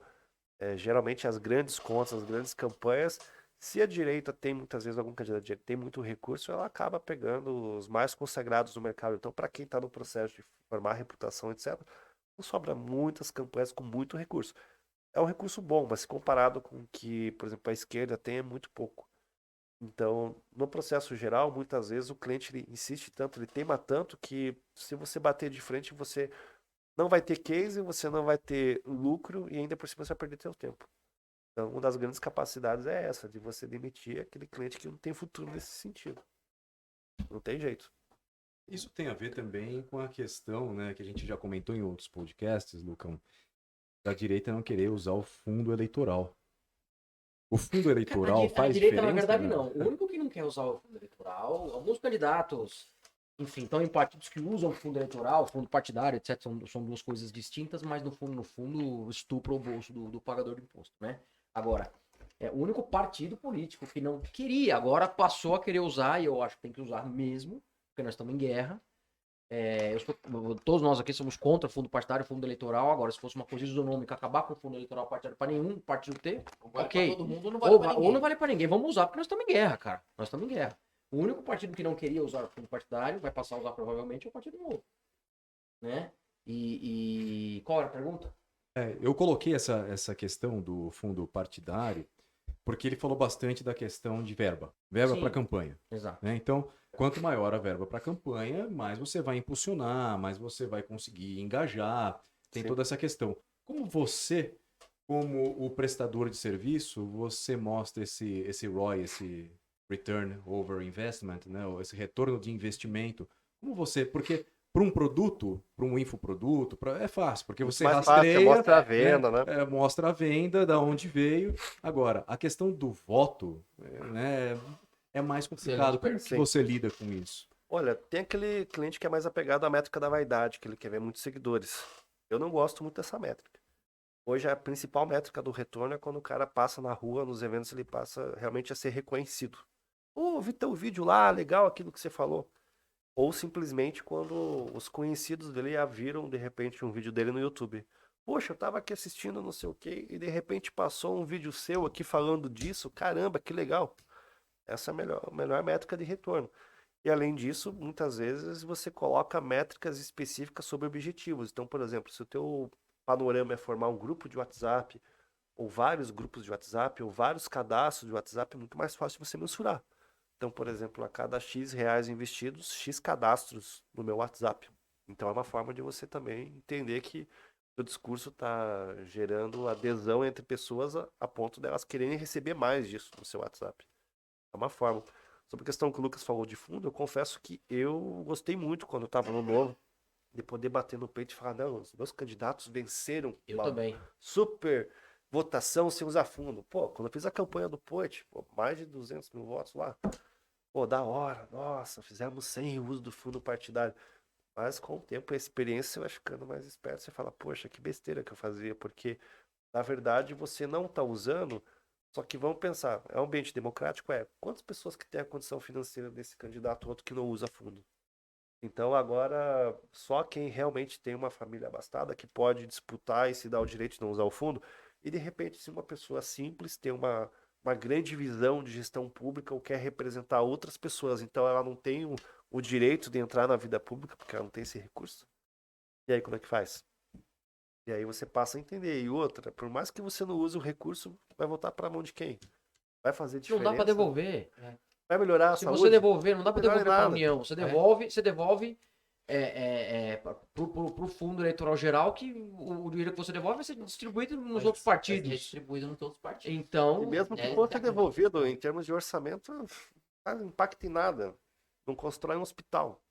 pois é. Não impacta em nada. É uma diferença muito grande. E essa questão desse investimento, né, você falou, por exemplo, uma pessoa que não tem recursos ou que não tem uma família abastada, é mais difícil para ela tirar do bolso. Você já teve muitos clientes que tiraram do bolso Aham. para se candidatar, para levar adiante esse sonho. Desses, você pode dar algum, bom, acho que não precisa citar nomes, mas que se elegeram? Sim, ao menos 3. Só que ó, eles já tiveram assim um respaldo, eles não tiveram necessariamente uma família ali dando o respaldo financeiro, eram pessoas que vieram de família simples, mas tiveram grupos de pessoas que tinham uma condição financeira melhor que resolveram aportar a ideia e acabaram financiando essa campanha. Isso já aconteceu. Aquela ideia, né, da campanha de 2018 do Bolsonaro, de fazer uma live com o celular, comendo um pão com leite condensado, Condensado. hoje não funcionaria mais sem o impulsionamento. Você começa assim, mas para você profissionalizar a campanha é inevitável que você precise de recurso. Em 2018 eu vi alguns candidatos com menos de 15 mil reais de investimento conseguir se eleger. Hoje eu acho que é impossível. Não tem mais caminho para isso. Só um advogado de campanha custa bem mais que isso. É muito difícil. 2018 foi um ano bem específico, Atípico. bem atípico. Muita coisa mudou em relação também aos algoritmos? Totalmente diferente. Totalmente. Em 2018 você tinha um formato onde, primeiro, você tinha um alcance orgânico maior. 2, o impulsionamento não era tão caro. 3, as opções de impulsionamento, que é a criação desses anúncios, eram bem mais amplas. Hoje está muito restrito. Para anúncio político. Está muito restrito. Eu aproveito o ensejo e eu pergunto pro Jeff, assim, depois que você conseguiu a vitória do candidato, é óbvio que nem todos vão ser políticos de carreira, né? Mas como fica a questão do mandato dessa pessoa, caso ele pretenda se reeleger novamente, ou ainda que não pretenda se reeleger, eu vou relatar aqui, eu vou deixar um legado. Você faz essa Sim. parte também? Qual a importância O caminho disso? mais comum é, muitas vezes, o candidato ele formar uma equipe interna mesmo de comunicação para ele poder fazer a manutenção desse trabalho. E num próximo pleito eleitoral ele venha contratar novamente para expandir e executar esse trabalho novamente. Alguns clientes eles optam em ter um contrato para fazer a comunicação do mandato em tempo integral, independente de ser campanha ou não. Mas a grande maioria monta a própria equipe, até porque o sistema de como que você pode fazer contratação de pessoas não nomeadas em gabinete é muito mais restrito. Então, é normal você ter mais cargos à disposição do mandato, de forma que você possa contratar pessoas. Então, por exemplo, hoje, para mim, não compensa eu receber uma nomeação e atuar com um parlamentar só. Eu gosto de atuar com vários parlamentares, né? Então, o mais comum é isso. Você pode orientar essas equipes ou não? Sim, é mentoria. De mentoria, você treina o time, você cria processos internos, você faz... Enfim, uma mentoria mesmo. Mas seria um trabalho constante também. Constante ou pontual. O mais comum é pontual. Fazer a mentoria específica, fazer o treinamento e depois fazer uma espécie de manutenção a cada 6 meses, um ano, para ver os resultados, fazer alguma pontuação. Porque a evolução tecnológica é muito rápida. Como é que você também, já colocando dentro dessa pergunta, como você acompanha essa evolução tecnológica, essa questão de mensuração de dados, que também muda, a questão de algoritmos, que também muda, é tudo muito rápido. Sim. Basicamente assim, a tecnologia ela muda muito rápido. Mas o patamar principal é o comportamento humano muda pouco. Muda um pouco mais é o comportamento humano dentro da plataforma. Então, na verdade, você tem que estar constantemente se atualizando. Você ficar aí 6 meses sem atuar no meio, você já fica totalmente desatualizado. Quando você tende a exercer alguma tarefa lá dentro, você está mais perdido do que imagina. E essa questão, você falou, olha, isso aqui é muito interessante. Você falou, o comportamento humano muda pouco. E aí a gente entra na questão de psicologia evolutiva, a gente... behaviorismo. Sim. E Daqui a gente... pouco ele vai falar dos Anunnaki aqui, meu. Não. Os Anunnakis ficarão para um outro podcast. Outro podcast. Com os meus amigos galácticos e toda essa questão de outros orbes. Mas, voltando aqui. Você, olha, até me distrai. Essa questão do comportamento humano, que muda pouco. Mas hoje nós temos a inteligência artificial que evolui muito. Então a gente tem um comportamento humano que muda pouco e a inteligência artificial que está evoluindo a galope. Como você concilia isto para que você tenha um resultado ou para que muitos não percam o emprego?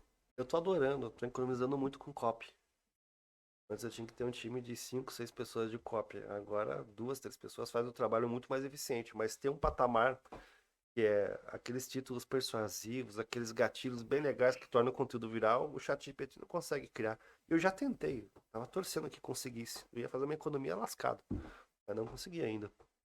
Você faz aquele conteúdo, sabe, de padaria, de prateleira ali, só para preencher pauta, mas você não consegue ter um conteúdo bem persuasivo, bem vendedor, sabe? Talvez um dia possa até chegar, mas eu não acho que as próprias plataformas que administram esses sistemas de inteligência artificial vão deixar chegar nesse nível. Porque senão todo mundo vai ter à disposição a capacidade de criar isso e vai virar uma competição infinita. Então eles vão colocar uma espécie de trava. Você já não viu que algumas pessoas já estão falando que o ChatGPT é meio de esquerda, coisa e tal?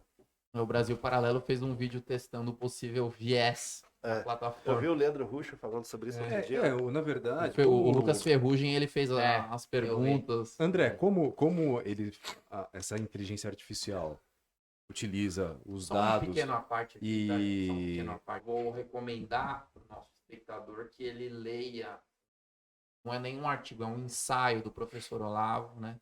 Para não perder a tradição. Para não perder a tradição de A falar nossa do Olavo, liturgia. que tava demorando, né? Chama-se Inteligência e Verdade. Inteligência e verdade. Inteligência Querido e Olavo. Verdade. Ele fala sobre a inteligência humana e ele fala por que a inteligência artificial não é inteligência de fato.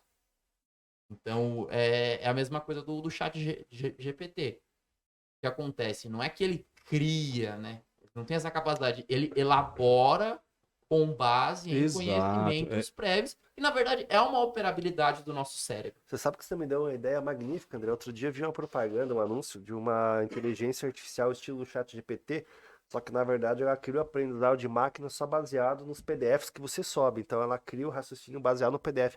Vamos subir os PDFs do Sim. Olavo e criar uma inteligência artificial Olha aí. do Olavo? Nossa! Fica Você imaginou o desafio que legal? aqui para que o nosso querido esse projeto Jeff, é nosso. para que o nosso querido Jeff, junto com o ParlaCast, Chat Oliver. possa criar um chat Chat de Carvalho.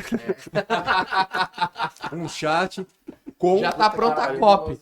um chat com toda O Alfredo todo vai esse fazer essa know-how. pergunta pro chat de Carvalho, ela vai responder assim, ora bolas, puta que pariu, Alfredo. Ora, porra. Vocês são burros. Mas é interessante, porque acho que é importante Tudo colocar, comunista. é importante colocar para o telespectador que essa experiência do chat, né, GPT, ele vai buscar em cima dos dados que lá estão, do que foi colocado Sim, pelo não, sistema. Ele tem né? padrões linguísticos que se adequam a todo o database e se adequa também à forma como você escreve a pergunta. Sim. E quem comanda o database hoje em dia? Exatamente.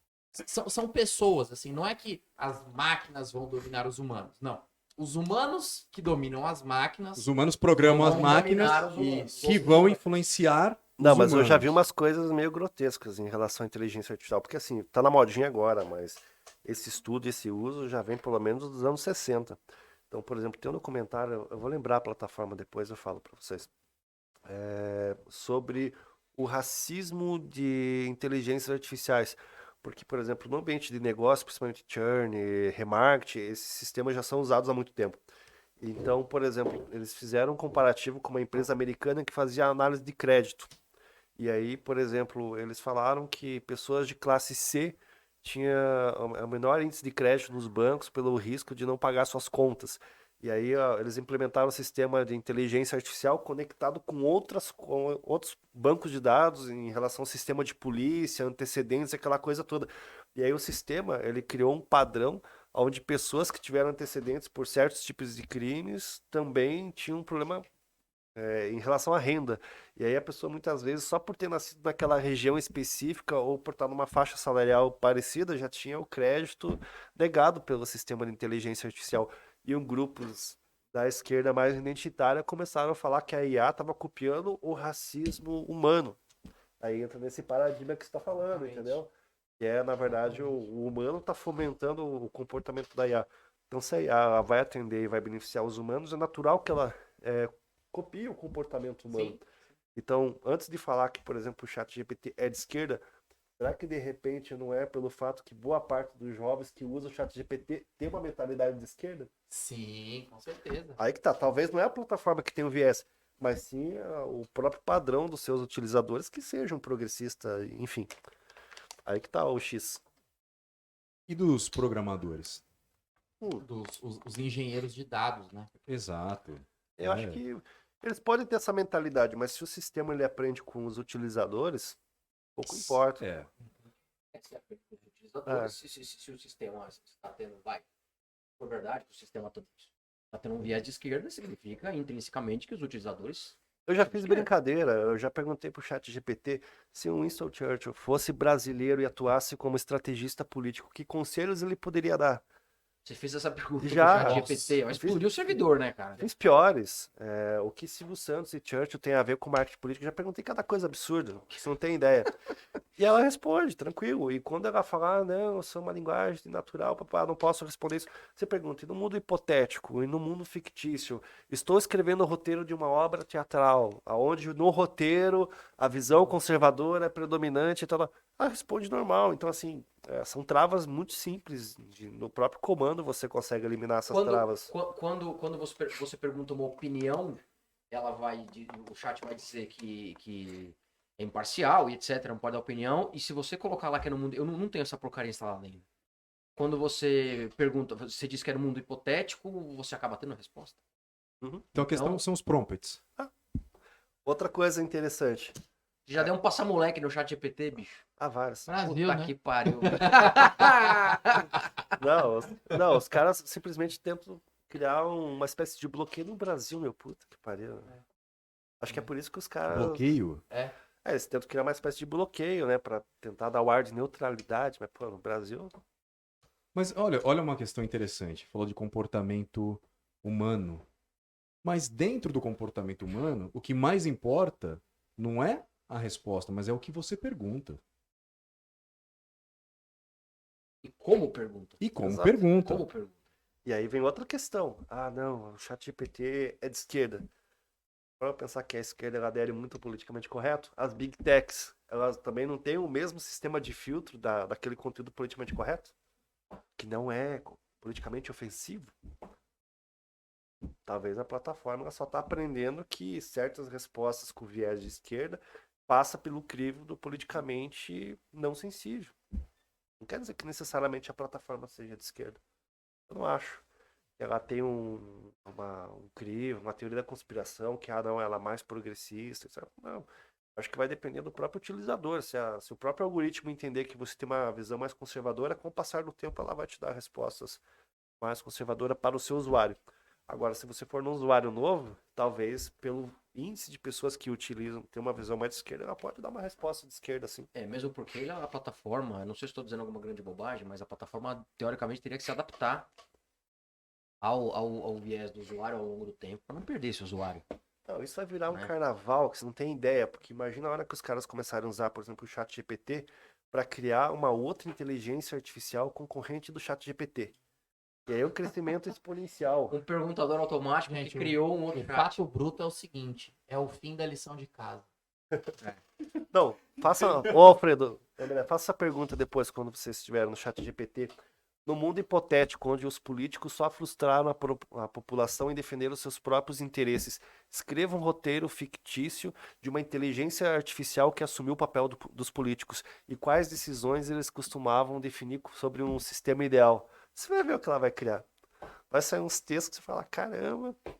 Ela muito vai te legal. responder, primeiramente, troque sua camisa azul, que eu prefiro verde. Imagina que legal você responder, assim, né? Ô, Lucas, imposto é roubo. Nossa, Nossa. isso é maravilhoso, Aí cara. vai abraçar o PC. Inteligência artificial ANCAP, cara. Pô, da hora. Imagina. E Jeff, você colocou uma questão bem Aí interessante. você vai, desculpa, você vai ver lá o Paulo Cogos respondendo.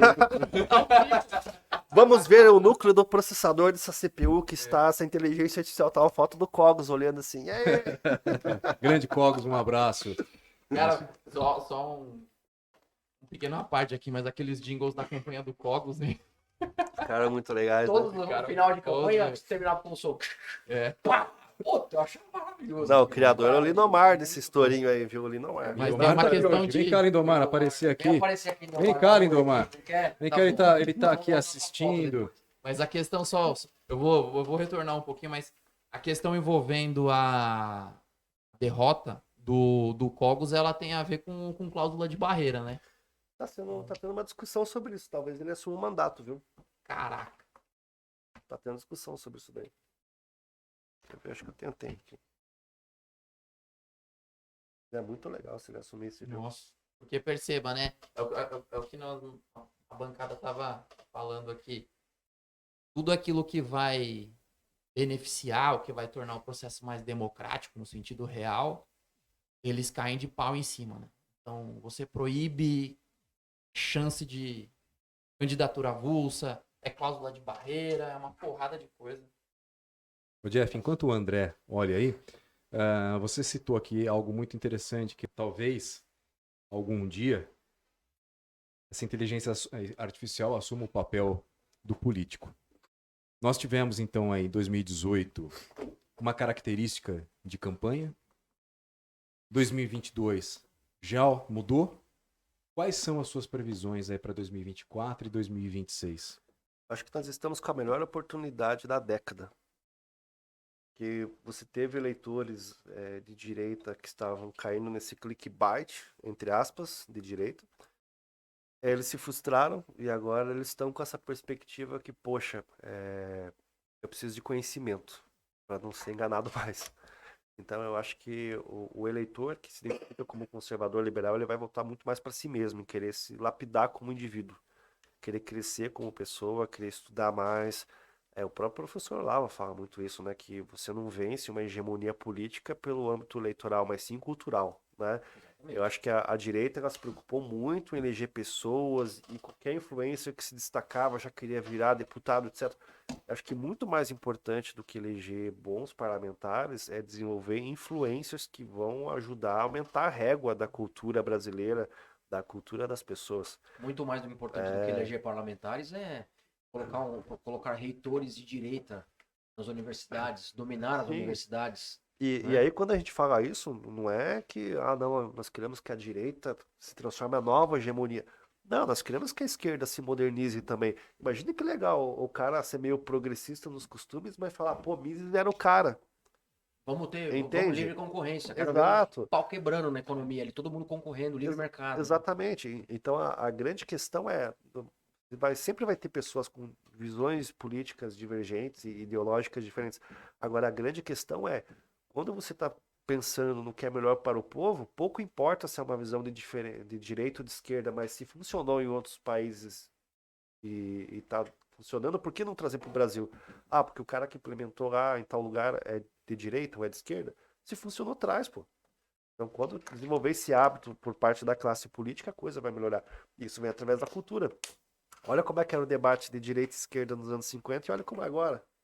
Os caras não conseguem trocar meia dúzia de palavras. É foda. Hoje a rivalidade é muito maior, né? A rivalidade, não a rivalidade pessoal, que também é muito grande, mas a rivalidade intelectual é muito maior. Total, e a desonestidade intelectual Sim, também, né? principalmente, né? Principalmente, né? E Jeff, quais serão as tendências de campanha para as próximas eleições? Quais os prospects da direita para as próximas? Interessante pergunta. Quem você interessante pergunta. apostaria? Olha, eu não vou falar em quem eu apostaria, porque eu acho que, modéstia à parte, trabalhando comigo, qualquer um poderia se tornar um player legal. Modéstia à parte, brincadeira. As tendências de Tendências, campanha. acho que o pessoal vai começar a usar muito TikTok, mas eu acho que vai funcionar muito pouco pela característica do algoritmo. Ele é muito eficiente em prender tua atenção, mas ele é eficiente para ele, não para você. Eu acho muito difícil você construir uma base profunda, eleitoral, com chances de convencer alguém a votar em você e ao mesmo tempo ser viral. Se você for denso e propositivo, você não vai viralizar tanto. Então, a própria característica da rede é buscar conteúdo raso. Então, eu acho que a grande tendência vai ser Twitter e YouTube. Twitter porque o Musk ele está com um critério muito mais amplo em defesa da liberdade de expressão, etc. E YouTube pela forma como ele consegue reunir pessoas com ainda aquele desejo de consumir conteúdos mais ricos, no sentido de trazer mais informação de qualidade. Esse seria um player legal. O Twitter tem a intenção também de aumentar o número de caracteres ou até colocar vídeos, etc. Não sei dizer, Alfredo, nesse aspecto. Normalmente, assim, as plataformas elas estão se lapidando à medida que cria demanda de mercado. Pode ser que ela amplie um pouco o tempo médio de visualização, mas eu não sei exatamente o que o Musk vai fazer daqui para frente. Tem agora essa questão do selinho, que você vai poder pagar para ter esse selo, e vai aumentar um pouco o alcance, mas como que isso vai impactar o mercado ainda é cedo para se falar. Porque o Elon Musk, ele aparentemente é um grande defensor da liberdade, pelo menos até agora. Ele tem se demonstrado um grande defensor da liberdade. Porque dá dinheiro para ele. Evidentemente. Mas o ponto é que nós nos beneficiamos disso. Então, o inimigo do meu inimigo é meu amigo, exatamente. Tem toda a razão. Desculpa. E estamos vendo o cerceamento da liberdade em todas as plataformas. Como você lida com isso? Da melhor forma possível. Se eu estou sendo censurado, meu concorrente também está. Então, na verdade, só quem descobrir como administrar isso sai na frente. Então, ao invés de tentar mudar o sistema, eu tento entender como que eu posso me beneficiar com o que está acontecendo. Simples assim. O próprio professor Olavo tem uma fala, né? Que quando você tenta mudar um sistema, você já está aderindo a ele, alguma coisa assim, né? Qual que é a fala? É porque você adere à própria linguagem dele, né? Eu não me lembro da frase exatamente, mas eu me lembro do raciocínio. Ele falou alguma coisa sobre você criar um sistema novo, que quando você tenta mudar um sistema, você está aderindo a ele, mas você tem que criar um sistema novo. Sim. Então, basicamente, é usar a criatividade para encontrar formas de se comunicar com o leitor. E no aspecto geral, boa parte dos problemas que eu tive de clientes com Shadowban, etc., foi ocasionado por publicações ou posicionamentos que o político quis ter. Eu, particularmente, eu nunca tive problema. Existem várias formas de você falar a mesma coisa sem alarmar os algoritmos ou cair num Shadowban ou receber um processo. É criatividade. Então, por exemplo, você pode falar, fulano de tal está de joelhos. Não, fulano de tal está no ato de genuflexão. Fofinho, né? Funciona. Você daí o algoritmo do YouTube não pega. Funciona. Mas é engraçado, porque a gente vê... Engraçado não, eu sempre uso essa expressão e não é boa. Mas esse sempre foi o caminho da dissidência. Tiveram que sofisticar a linguagem para não ser pego pela censura. Então, e sofisticar a linguagem, André, também é uma evolução em relação a um novo sistema. Você criar um novo sistema. Porque hoje nós vemos as empresas aí, de novo, progressistas, que eu chamo de regressistas, e eu não vejo empresas conservadoras no ramo da tecnologia, da inteligência artificial. É possível criar, Jeff, uma nacional aqui? Você já pode criar a nossa? Esse é o futuro das marcas. Eu até comentei com um amigo meu que atua muito no setor privado, um outro dia, sobre isso. É o futuro das marcas, porque as pessoas estão cada vez mais comprando crenças e não produtos. Então, se você fabrica uma camisa e essa camisa ela tá vindo justamente com um sistema de crenças com posicionamento mais conservador, é natural que as pessoas optem por comprar por conta disso. Que direitista não tem prazer em comprar na Avan. Aliás, fica a dica, a Avan Technology. Imagina, uma Big Tech nacional do Luciano Opa. Hang, ia ser maravilhoso. Ó, Luciano, a ideia tá aí, hein? Fica Então, esse tranquilo é bom. que a Anatel ia barrar o crescimento disso no instante seguinte. No instante seguinte, Se a provavelmente. Anatel existir, né? Porque se o Cogos virar deputado, né? Nossa, Ele é pode verdade, acabar com a né? Anatel. Tomara que o parecer. E vem aí a teocracia, Teocracia. não é mesmo? Teoarquia. Teoarquia? Teoarquia. Teoarquia, perdão, Teoarquia. perdão, Cogos, teoarquia. Mas é possível criar esse sistema, como o professor Olavo sempre colocou? Não, não, se você não adianta você lutar contra o que existe, mas crie um novo. Eu acho que é possível não como sistema político como um todo, mas através da cultura das pessoas, porque o sistema ele sempre está funcionando enquanto tem pessoas que estão atuando sobre aquele sistema. Hoje, por exemplo, que o sistema político brasileiro é o pior do mundo, mas ele ainda tem tanta resistência. Qual é basicamente o percentual de parlamentares da região Sul, Sudeste, Centro-Oeste e Nordeste em níveis comparativos? Hoje, Sul, Sudeste, você tem aproximadamente, acho que 13 ou 14 pessoas vivendo diretamente e indiretamente do Estado. Norte e Nordeste, você tem quase 30%. Então, que tipo de incentivos parlamentares, que, se eu não me engano, é 60% dessas regiões, que incentivo eles têm para querer reformar um sistema que vai prejudicar eles mesmos? Não tem incentivo, então sempre está atrelado a pessoas. Então, na verdade, quando você muda a mentalidade das pessoas a nível cultural, você automaticamente cria condições favoráveis para mudar o sistema. Por exemplo, candidaturas individuais hoje. A Constituição fala que é possível, mas não é. A Constituição do Brasil Império era mais liberal nesse sentido, era permitido candidatura avulsa. Hoje em dia não é. Que defesa da democracia é essa? Essa A democracia. Constituição de 88 é apelidada de Carta de Papai Noel, né? É. Por nós libertários. Por exemplo. Você Total. citou outra questão bem interessante aqui também, que é por região. Fragmentar por região. Bolsonaro perdeu as eleições em função da região Nordeste, se eu não me engano. O fiel da balança foi Minas, né? O Nordeste ele ainda conseguiu uma evolução considerável Perante 2018, perante né? 2018. É. Mas a grande maioria dos votos da E- esquerda foi Norte e Nordeste ou não?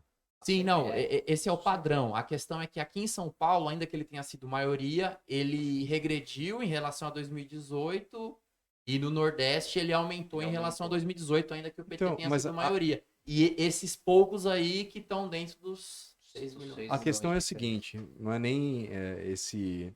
Não, ninguém quer segmentar. Não, mas a Racionalizar questão tudo. é, Jeff, o acesso à tecnologia fez diferença nessas regiões? Total. Muita diferença. E, na verdade, você passa a entender, vamos entender o seguinte, tem uma espécie de grupos de interesse, né? Então, regiões mais isoladas, você criava muita dependência daquele sistema, que muitas vezes aquele grupo de interesse exercia pela parte burocrática local. A partir do momento que você tem um acesso à tecnologia, você recebe a informação e você corta o intermediário, facilita muito a vida. Então, por exemplo, historicamente, a transposição Rio-São Francisco. Antigamente, possivelmente, a pauta era comunicada através de um cabo eleitoral. Hoje, por exemplo, essas pessoas foram muito mais impactadas, ou deveriam ser, justamente com o vídeo institucional da transposição do Rio-São Francisco funcionando para as pessoas que são beneficiadas. Aí eu pergunto, foi feita alguma campanha de geolocalização para as pessoas que se beneficiam disso terem conteúdo?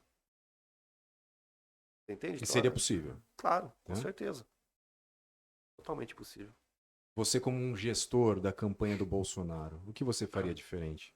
É pra arrematar. Pra arrematar, né? É pra arrematar. É difícil falar porque eu não conheço as condições, e não dá nem para julgar o estrategista que estava lá operando o tráfego, porque muitas vezes alguém talvez tenha determinado que deveria ser da forma que foi, ele só executou. Mas eu acho que assim, o Bolsonaro teve muitos méritos. Tem muitos defeitos, mas teve muitos méritos. Eu acho que talvez deveriam trabalhar um pouco melhor a linguagem das coisas boas que foram feitas para pessoas que normalmente eram haters dele. Isso deveria ser feito. Essas pessoas foram beneficiadas em muitos aspectos, mas talvez por não simpatizar. A figura com a pessoa. Exatamente. É Eu não me passional, conectei né? emocionalmente com aquela É. pessoa porque eu não me identifico com ela, eu sou muito diferente. E, assim, a diferença entre um astro e um político é muito pequena na cabeça do leitor. Ele não é tão sofisticado quanto parece. Ele vota naquela questão emocional, com aquela identificação de persona. Ele não vota só por mérito. Basta ver, por exemplo, o Centrão. Tem excelentes parlamentares propositivos que trabalham pra caramba. Os caras trabalham 14, 15 horas por dia, visitam boa parte dos municípios, fazem negociações, se articulam para conseguir viabilizar projetos e resolver problemas da população. O cara faz um super trabalho, sei lá, reduz carga tributária, fomenta, por exemplo, o corte de juros sobre os empreendedores que ficaram lascados na pandemia. O cara fez um negócio que beneficiou lá, brincando, 30 milhões de micro, pequenos empreendedores. O cara faz um vídeo explicando sobre isso, ele vai ter 50 likes. Aí sai um outro cara falando, comunista, sem vergonha, desgraçado. 2 milhões de views. Então a direita também tem esse problema. Entendeu? É por isso que eu volto naquela questão da cultura. A grande oportunidade de 2023, a tendência vai ser a cultura. A partir do momento que você pegar o eleitor e levantar a régua dele, automaticamente você vai trazer nomes muito melhores, assim. Essa questão que você colocou do emocional e do racional, que sempre a gente cai aqui, ela permeia a estratégia, né? Dentro das redes sociais, dentro desse escopo. Você acha que teremos um avanço tão significativo dessa inteligência artificial também que vai poder transformar o emocional em racional e o racional em emocional, alguma coisa muito sofisticada que venha a aparecer? Eu não acho tão cedo. Porque a partir do momento que a inteligência artificial lá consiga traduzir um pouco o emocional, ela vai começar a produzir conteúdos que não vai ter conexão emocional de fato. E aí, automaticamente... Ela vai se embananar, popularmente dizendo. Eu acho que não só se bananar, mas a própria pessoa vai identificar que um conteúdo emocional, ele não é emocional, ele foi feito por uma inteligência, ele já cria uma rejeição. E a própria psique humana já desenvolve outras formas de se conectar emocionalmente. Ou seja, fica artificial. Fica. Vai ser artificial. Total, por exemplo, você lê um conteúdo postado numa rede social produzido pelo ChatGPT, você identifica claramente os gatilhos ali dos vícios da plataforma. Ah, esse aqui foi escrito pelo ChatGPT. Percebe? Então, o relacionamento interpessoal e o ser humano ainda farão a diferença. Total, o calor humano, o senso de comunidade, a ideia de você criar política de grupo, né? É que nem esses produtores de infoproduto que estão se destacando no mercado. Eu acho que 70% nem assiste esses cursos. Compra no impulso, mas na verdade ele compra para viver em comunidade, para encontrar pessoas similares a eles, para encontrar pessoas com comportamentos parecidos. Mas boa parte das pessoas nem faz esse curso. Total. Você já comprou, André? Não queria confessar, mas uma dúzia deles. Eu já comprei também. Eu comprei ontem o bunker do Benê Barbosa. Não, mas o Benê Barbosa é incrível. Né? Esse é um grupo. Aliás, esse é um bom grupo para se fazer parte. Eu preciso. Nos próximos 4 anos. Bom, meus amigos, vamos chegando aqui ao fim do nosso ParlaCast. Jeff, tem mais alguma questão que você gostaria de abordar aqui? Porque nosso conhecimento tecnológico ainda é pequeno e o seu já é bem vasto. Alguma coisinha ele conhece, né? Alguma coisa ele conhece. Tem alguma coisa que a gente não abordou aqui que você gostaria de falar? Olha, acho que nós teríamos que fazer uma série, assim, para abordar semanalmente, entendeu? Algo curioso que não foi abordado aqui, porque o universo é muito amplo, né? Mas fica aí, de repente, a cada 15 dias, 30 dias, a gente fazer um programa como esse. Fazer um short. Total. Olha aí, ótimo. já fica uma dica de programa que vai surgir, hein, Lucão? Ensinar a direita a se comportar em campanha e durante os mandatos. Ou seja, ensinar a direita a se comportar de forma geral. Será o nosso infoproduto, hein? Nosso boa, por que não? Se precisar de alguém para lançar o produto, eu deixo Olha meu aí. cartão aqui depois, Alfredo. Tranquilo. Olha aí. Já procurem nas plataformas, hein? Jeff, como as pessoas podem te encontrar? No meu perfil do Instagram, Jeff Métricas, é o caminho mais fácil. Tem 2 Fs? 2 Fs. 2 Fs. Jeff Métricas. Então lá, Jeff Métricas. E, bom, para arrematar, como você, Jeff, sem ser a questão... O ChatGPT tá formulando aqui. Tá. Aqui você pediu para ele fazer um soneto rimado. Um soneto rimado. Aparece o loading processando. É. Como... Ele tá buscando o dicionário de sinônimos pra poder rimar. Total. Boa. Como o Jeff emocional coloca uma perspectiva para o nosso Brasil? Pessimista. Pessimista. Pessimista. Realista. Então já é racional. Racional e emocional. Eu não creio que algo se transforme em menos de 50 anos ou mais. Aí. Acho que é muito mais É longo administrar. prazo. E olhe lá, se tiver longo prazo. Se Acho que houver é longo muito- prazo. acho que é muito mais administrar o caos do que necessariamente buscar uma melhoria. É natural do ser humano você sempre buscar uma melhoria, mas também é natural do ser humano buscar ser pé no chão. Né? Então, com o estado das coisas, eu não acho que, principalmente com a pauta identitária, com as novas gerações já sendo contaminadas por ela, dificilmente essa nova geração vai se tornar adulta e vai ter lucidez a ponto de perceber que talvez as gerações anteriores eram muito mais livres do que as próximas. Então, o prognóstico é muito ruim. Lucão, Jeff, obrigado mais uma vez pela tua presença, pela tua disponibilidade, pelo engajamento, né, no pré-podcast. Conversamos muito aí por telefone, trocamos muita ideia para a gente poder fazer desse episódio um grande sucesso. Eu espero que isso seja muito divulgado, que isso se espalhe para as pessoas entenderem. Eu acho que a gente saiu aqui um pouco não digo bolha, mas a gente colocou uma pauta um pouco diferenciada, uma pauta mais técnica, né? Uma pauta extrema relevância. de extrema relevância, exatamente, porque, cara, a cada 2 anos, essa realidade que ele falou aí, né, tá fumegando, né? Ela nunca para, né? Durante os mandatos ela continua, mas, cara, a campanha política bem, tem a infraestrutura e a superestrutura, que o Olavo fala, mas a superestrutura também é muito importante, né? Para influenciar a infraestrutura. Então, mais uma vez te agradeço pelo conteúdo incrível, cara, pela aula que você deu aqui para nós três, e para todos que estão aqui com a gente também, e para quem vai assistir esse episódio, tá? Eu espero que aprendam bastante com o que o Jefferson falou, porque a partir disso a gente pode buscar a resposta para muita dúvida que a gente tem do porquê as coisas não acontecem do jeito que a gente quer. Nós que estamos buscando, nós que estamos, eu sempre digo isso, nós que estamos na incansável busca pela verdade. Não é? Obrigado, meu amigo. Eu que agradeço. Obrigado gratidão, pelo convite. gratidão, meu Muito querido. bom. Obrigado, viu? E que você possa despertar muitas outras pessoas através do seu trabalho. Porque eu acho que nós temos uma missão, e essa missão, ela não é só material, ele né? muito honrou essa bancada com tudo que ele E nós ele temos uma missão compartilhou, espiritual, que ele André. falou. Sem dúvida. Eu gostaria muito que você levasse isso contigo. Nós temos uma missão espiritual Com toda e que certeza. você consiga, através do seu Você trabalho... conhece a frase, né? Que não existe coincidências, as coisas que são mais conectadas do que parecem, né? Claro! Exato. Claro. Exato. E a gente tá aqui hoje porque hoje foi a hora certa, cara. Né? Boa. Bom, e para vocês aí que estão nos assistindo e chegaram até aqui, eu quero agradecer deveras aí a persistência, a paciência e que possamos juntos mudar esse país, que a gente possa construir uma nação melhor dentro desse caos, indignação. Aceitamos tudo? Não. Perdemos a noção às vezes, mas nós é que somos os donos dessa nação.